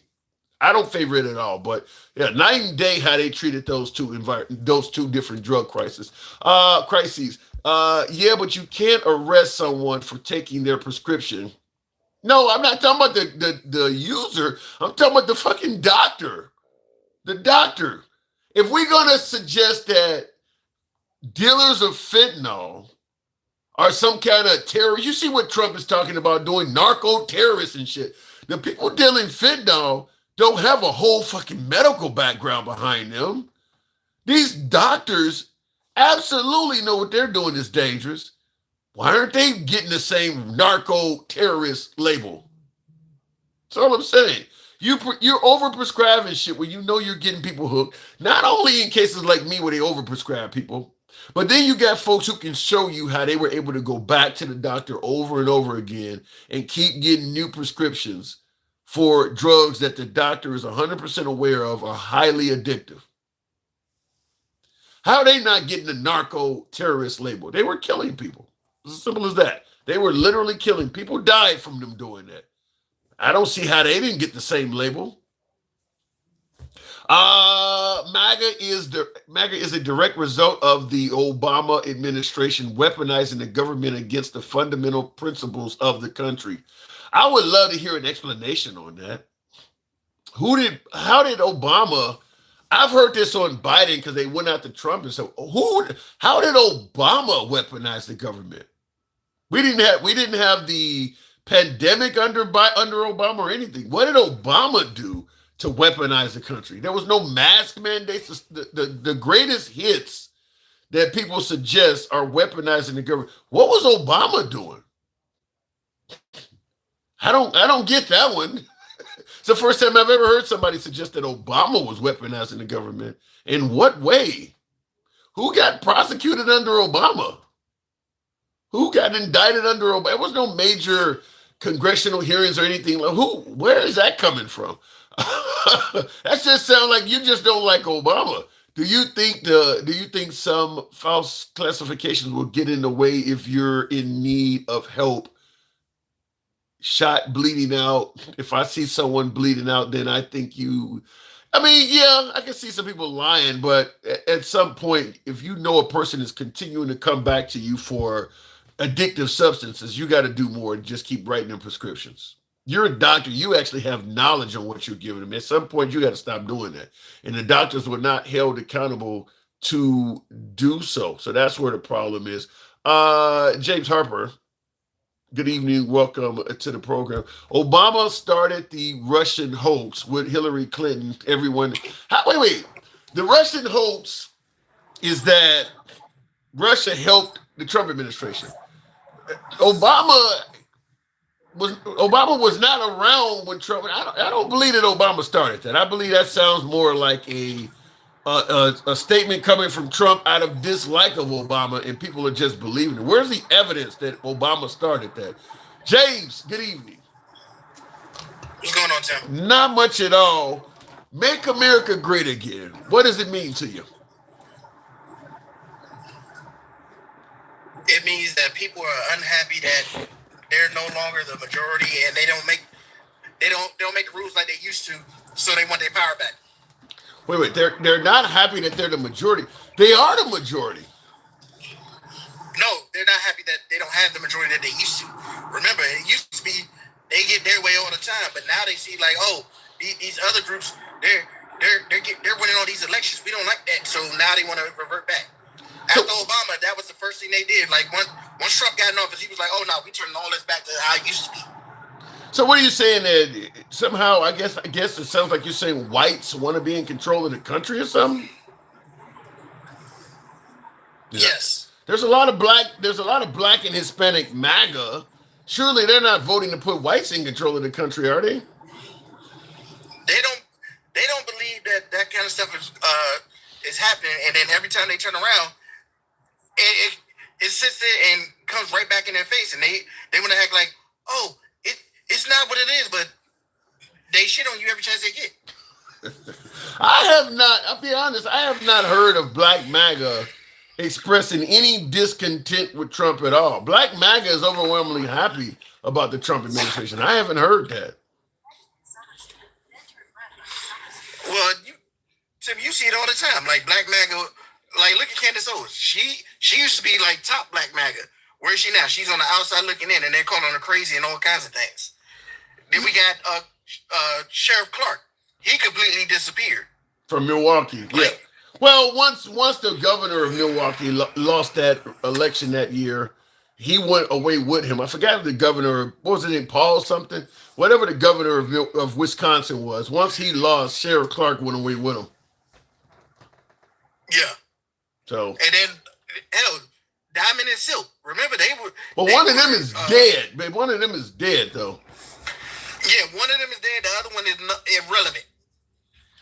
They were just to be honest with you, Diamond and Silk was just a gimmick to begin with.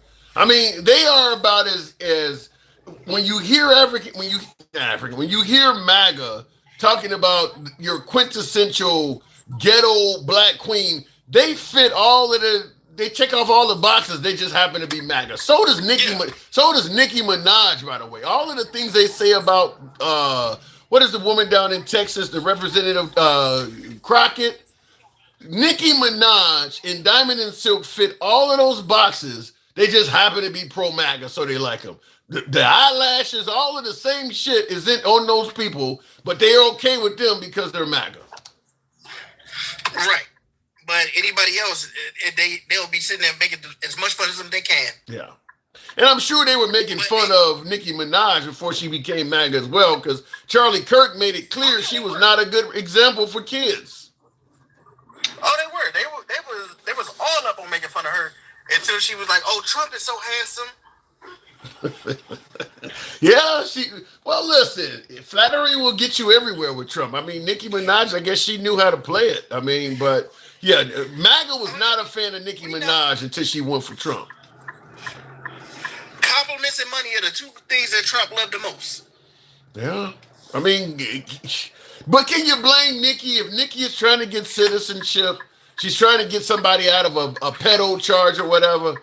Is she wrong for listen, let's say you her husband and you don't got caught up in some drama and the only way to get you out and you looking at football numbers is for your wife to go and basically endorse the other side.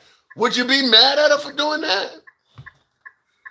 He's not gonna be mad at her, but what I'm saying is it's more of an indictment on him than her, because if she was like completely against you and now she's kissing your ass, that just shows how transactional you are.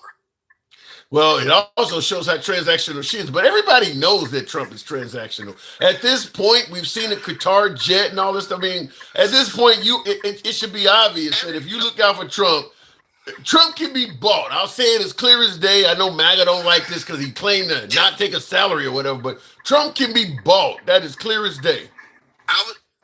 I was just about to say, everybody but MAGA knows that Trump can be bought. Like, he went on to talk about draining the swamp and everything like that. It's like, no, he was part of that. He was all that stuff that he was talking about where elites were buying senators. He was a part of that. He was the one dishing out money. Yeah. Yeah, I think we will beyond that notion here. This whole he brought his own money, he don't take a salary, so we like him because you ain't got to worry about him being bought. Trump, absolutely. If you give him enough money, Elon Musk style, Elon Musk came on the scene. He was criticizing electric energy or what do you call it, alternative energy vehicles, talking about they had low horsepower and all that. The minute Elon showed up with that $350 million, now he's telling you to buy them motherfuckers. Now he's saying buy them. Yeah. So he can be bought. You just got to have enough money. So he was horrible with it. But hey, another thing, that bullshit that Straight Talk was spouting, talking about NATO wasn't doing shit. He wouldn't know because he ain't never been out there to see that. I can tell you right now, there's been multiple countries that was right there side by side with me in them during my damn deployment. Well, Straight Talk says he served this nation. He'd serve it again, and yeah, he definitely. That man was as far from the front lines as anybody could be in the military. What makes you say that? One, his job. Two, the fact that he doesn't know that during both instances, whenever we do something with NATO, there's countries in there, especially like England, Germany, and France. Yeah.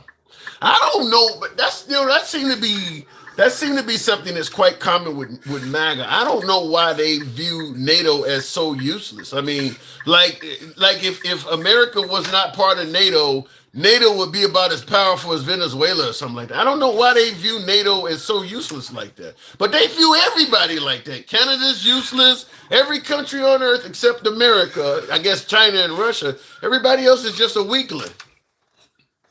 Well, you know what country they won't say is useless? Israel. But guess what? Guess who had the least amount of forces out there where we were? Israel. Wow. So you're saying after September 11th, when we use Article 5 in NATO, Israel helped us out the least. Yes. Damn. They had 3 people out there. And they were intel. Damn. You're the first I've heard say that. I know per capita, because we were talking about taking over Greenland, Greenland's host country, Denmark, per capita, they lost more of their military helping us out than any other nation. Right. And that's why when you get him and Don Julio, whoever the hell he is, talk about these guys aren't letting us do what we want. We have bases there. What more do we want besides controlling the country? Yeah, I don't know. To me, it almost sounds like what I guess it was what Mike said. We want to take their resources. I mean, because the people of Greenland, that's exactly what it is. Yeah, the people of Greenland and NATO are all saying that Trump's claims that Greenland is at risk of Russia or China are unfounded. You got them saying that we're more concerned with America than we are with Russia or China. We are. Trump is not doing anything about Russia, China, North Korea. He's not doing nothing about none of those. He's going after our allies more than he's going after them. Yeah. Why do you think that is? What would be the goal of going after our allies? Kissing up to dictators. Why? Remember, Trump sees himself as a tough guy. He's president of the most powerful country on earth. Right now, he is officially a tough guy. But who on earth, besides the dictators, strut themselves out as being tough guys? That's a good point. I don't know any. Well, Netanyahu, he's not a dictator. Netanyahu kind of presents himself as a tough guy. And Netanyahu's up for corruption charges. Why do you think Trump was sitting there trying to beg the Hague not to put charges on him? Yeah. Without Trump, he would probably already be dealing with some problems. So. Yeah, he would already be in jail right now. Damn. Well, I mean, listen, Trump is a different kind of president. We didn't like Biden. We didn't want to risk Kamala Harris. This is what we voted for. This is kind of what we got. I mean, we went toward Trump. He was going to make the country great again, which is what we're talking about here. But that's what we voted for. It's not that we went towards Trump. We just had people that swear up and down their vote didn't count, so they sat out. If they didn't sit out, we would not be dealing with Trump right now. So what do you think the midterms? Do you think we're going to have a better results in the midterms? What I think is going to happen is Trump is going to see that he lost in the midterms, and he's going to declare all these losses were fraudulent, and there was election interference and all other kinds of bullshit, just so that he could be like, oh no, we're not going to certify these elections. Wow. I see the writing on the wall for that too. I hate to say it, but I mean, you got Speaker of the House Mike Johnson. All he has to do is say, until the investigation is over, I'm not going to certify it. No, Mike Johnson is going to put them in recess repeatedly until they force that vote out of him, like he always does. When he don't get his way, we're gonna shut down the House for the week, and we're going to come back. We're going to come back to this on Monday. What about? Wow, that's terrible. I guess I would ask if we vote in, let's say, for instance, the Democrats have a resounding victory on midterms, but due to some of Trump's antics, whether it's the hurdles in requiring citizenship or you mentioning the work of Mike Johnson, we all of a sudden get a lot more Republican politicians winning than what everybody knew should have won. Do you see that causing civil unrest or anything in this country? Let's say, for instance, Chicago goes red because they don't play games, something like that. Oh, yeah, it's going to be civil unrest. When you got deep red areas going blue, you know something is wrong. Yeah. And all those people that's talking about, oh, we need voter ID, we need to make sure these people are citizens. Ask them, how do you register to vote? What do you need to register to vote? Well, the Trump, from what I hear, the Trump administration, while demanding you prove you're a citizen to vote and to register, some of the stuff that they're going to be asking for might make somebody who is registered have to go back because the documents they gave are no longer acceptable. Like I'm hearing them suggesting that you got to come up with an original copy of your birth certificate. I haven't had that since I was probably in my teens. I don't think a lot of people have original copies. I think they have like what they have is because if you lose your birth certificate, you gotta go to like your local state department. Yeah, and it ain't. Yeah, that one ain't. Yeah, that one. Yeah, that's not the. That one doesn't even look like the original. It's going to look like a car title almost with a seal on it. And what you want to know? What else? If you legally change your name, it's not going to be what's on your birth certificate. Yeah. So what? That's going to disqualify people that legally change their name. Well, it's not going to disqualify them. It just present more hurdles. Now you got to go and show evidence of why you changed your name and all. I mean, it presents all kinds of hurdles. That's the goal, is to make it harder for you to vote so that a lot of, because this is going to stop far less illegals from voting and far more actual legal voters from casting their ballot in it county. Now, we know President Trump is the same guy. He's telling us now we got to present documents to prove our citizenship. He's the same guy that said Obama was not born in America. And when Obama presented documents, he said the documents were fraudulent. If he'll do that to the president, what will he do to us?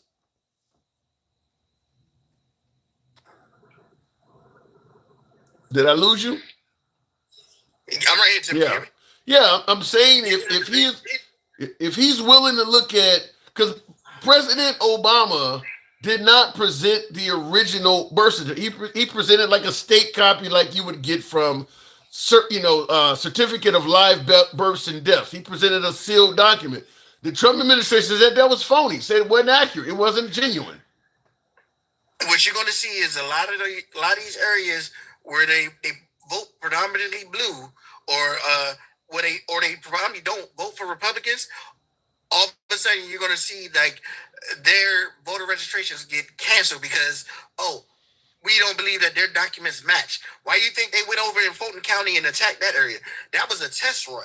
They're going to hit other areas just like that so that they can see anybody who's not registered Republican somehow is going to have issues with their registration come this vote.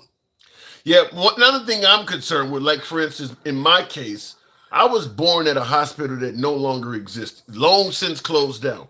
So I could see, because listen, you can tell, certain hospitals, because my hospital's on the south side of Chicago, so it's a bunch of black babies being born there.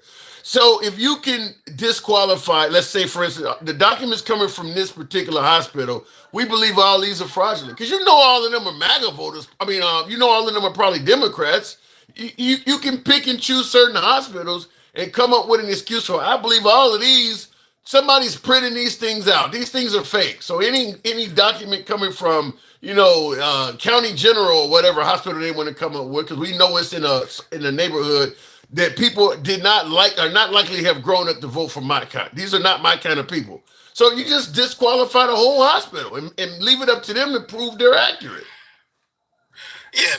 Hey, Bama, we know that there's certified copies of birth certificates at those state departments. What's going to happen is Trump is going to say they're not original, so they don't count. Yeah.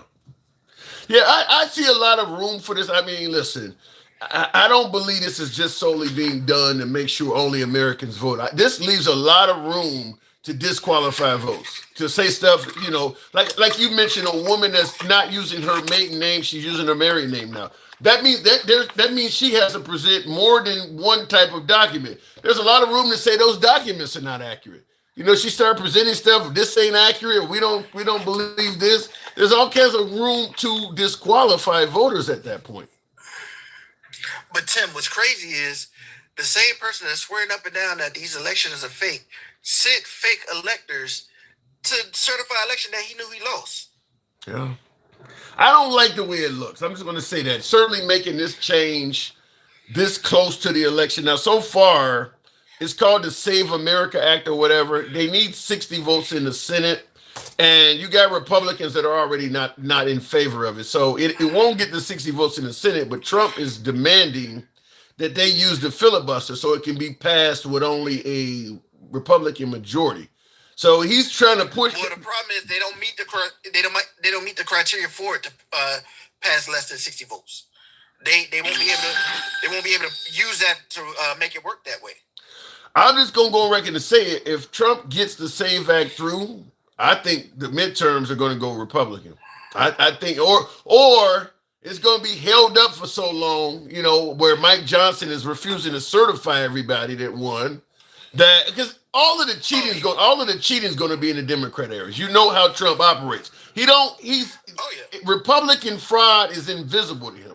He only sees Democrat cheating. So it's going to be a bunch of Democrats that won by fraud, and I can't certify them until the investigation is done. Tim, you got to remember, Trump is a guy that he abuses any power that he gets. Any power dynamic that he has, he abuses it.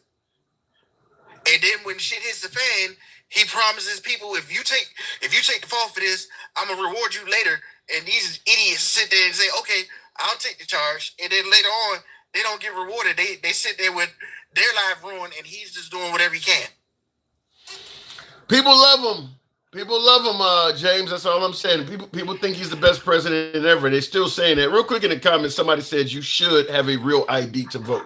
I'm okay with a real ID, Brian, but from what I've been told, real IDs are not a guarantee of citizenship in some states. So, and like I said, President Trump is on record saying that they want you to have your original birth certificate. I got a real ID on my driver's license. I didn't use my original birth certificate to get it. So if he's requiring your original, he could say that because you didn't use the original to get this real ID, we don't accept it as an ID. Go ahead, James. Part of the criteria for getting the ID in most states is you just need a document, like if you don't have a passport, you use your social security card, or you and a letter like a utility bill or something to verify your address. Like they weren't asking for like birth certificates and things like that. Yeah, I don't know. To me, I think this is all over an allegation. If the Trump administration was presenting proof that a whole bunch of illegal immigrants were voting in our elections, I might be more comfortable with it. But to me, this is really legislation over an allegation. It's an excuse as to why he lost, and an excuse to prevent him from losing again by making sure the people that voted his ass out the first time don't get a chance to do it again. It might work. Because remember, he's still investigating 2020, but he ain't investigating shit about 2024. And that doesn't make sense either. James, I got to move it on, though. That does not make sense. Thank you for coming through. No problem, Tom. Appreciate it. And by the way, I will say that something that really, and thank you, Joseph Miller says, Trump playing chess. He just sucks at it. I will say, here's something that doesn't make sense to me at all. The notion that while Trump is actively president, the Democrats could steal the election from him so he can't get reelected.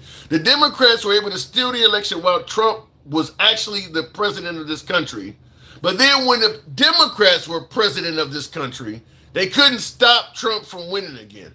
That makes no sense at all. No sense at all. They got so much power, they could steal the election from under his administration. But when it's their administration, they no longer have the ability to just simply keep it in their control. And that makes sense to a lot of people. I don't understand it. See, Osby, appreciate the TikTok cap. Thank you very much. That makes no sense to me. And another thing that makes no sense to me, I often bring up, and I get wild explanations for it, is why his whole administration, talking about doing his first term, why would your whole administration say you lost an election if it was stolen from you? A lot of them would have benefited by serving a second term too. That makes no sense. I mean, why would Mike Pence say you lost an election when it would have been a big boost to his political career to win again? Trucker man, thank you for the TikTok cap, and thank you. Somebody sent me a C. Osby with that hat and mustache. Appreciate you folks. Thank you. But why? That doesn't make sense. So to make it make sense, MAGA suggests that his whole administration was bought and paid for, or something like that, or they were against, with no proof. Obviously, there's no proof to any of that. Scaramucci, Omarosa, Spicer, all these folks just said you lost an election that you won. They all just bought off, huh? Members of the deep state or something crazy like that. Makes the judges that ruled against you, all of these folks got it wrong. The fact that virtually no Republican governor, Republican senator says Trump won, all of these folks just bought and paid for. He's right. The whole Republican Party, all of these folks are wrong. I'd have to get a legitimate reason as to why. Like Governor Kemp in Georgia, where Trump is in Fulton County, that governor is a Republican.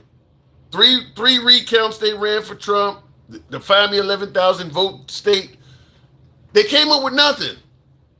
Why would that guy who is a Republican, who supported you, why would he not help you find, if you won this state, why would he be against getting to the bottom of it? I mean, you gotta give a legitimate reason for why all these Republicans are saying you lost. The answers they give don't make sense to me. That's all I'm saying. It's kind of like what who was saying that in the comments? What Teddy Ray is saying, blah blah blah. It makes no sense. It makes no sense. You know, the overwhelming majority of Republican Congress, Senate. I think Marjorie Taylor Greene was saying he won in 2020. I would love to hear her statement on it now, but maybe her, Bobart, Matt Gaetz. That's about it. That's about it. All the Republicans said. Mitch McConnell didn't say he won. Like all of them saying you lost. Why would they do that? And I have never received any sort of decent explanation from the right as to why their whole party said Trump lost an election and he's claiming it was stolen from him. That's why the whole world laughs at him, says Craig. Yikes. What is that here? MAGA doesn't use critical thinking. I didn't say that, you did, but it doesn't make any sense, though. Why would all of these folks who would actually have gotten a second term, who actually voted for you, wanted you to win, thought Joe Biden would suck if he ever got in the White House, why would all of them say you lost? I don't know. I'm 66 and still have my original birth certificate. You're above the fray. I don't have mine. I do not have mine. And it shouldn't be required to vote. It just should not be required to vote. I mean, look, if you're in this country illegally, where you could be deported any time, and it's also a felony, why the hell would you show up to vote? To cast one fucking ballot? I don't believe that the problem is anywhere near as big as President Trump says it is. If I'm in the country illegally, I just want to stay out of the fucking way. I just want to get a job, you know, feed myself, feed my family, things like that, and not get caught being in the country. Why would I show up and vote? Cast one ballot. So all of a sudden you go back home to your home country. Man, you got caught? Yeah. What happened? I tried to vote. What the fuck?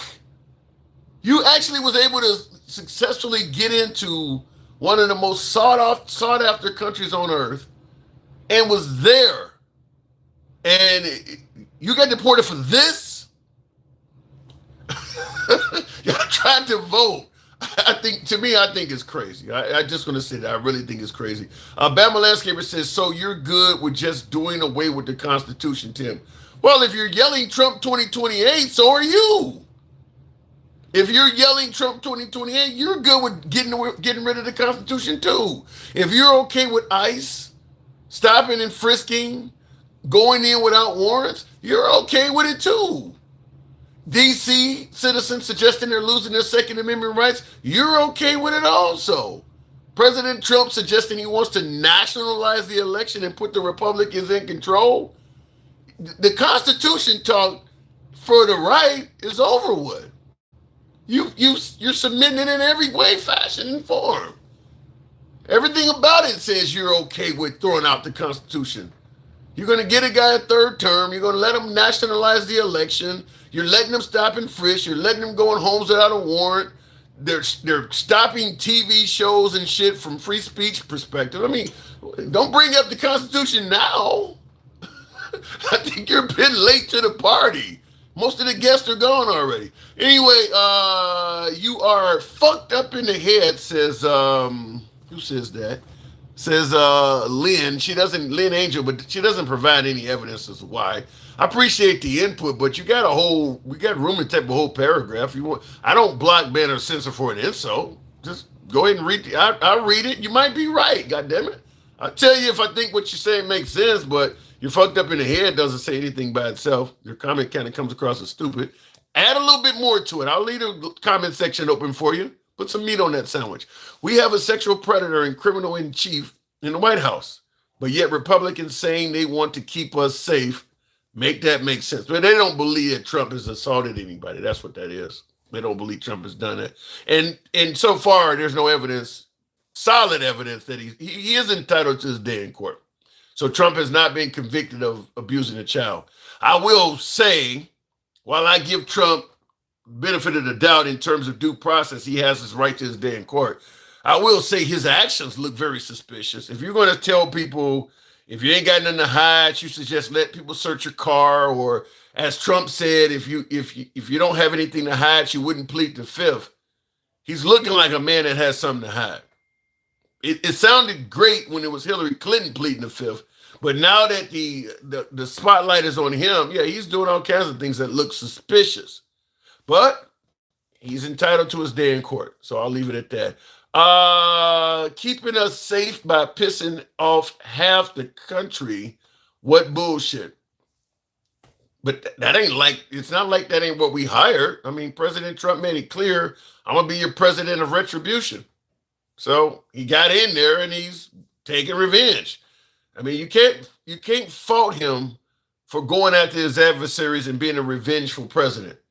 He made that promise on Sean Hannity, and even Sean Hannity tried to give him a chance to correct it, and he doubled down on it. So it ain't like it's a surprise that he's going after everybody. He made it clear he was going to do that. And MAGA wants him to do it, and MAGA's happy. Looking in the comments, we'll go straight to Miss Mo Betta.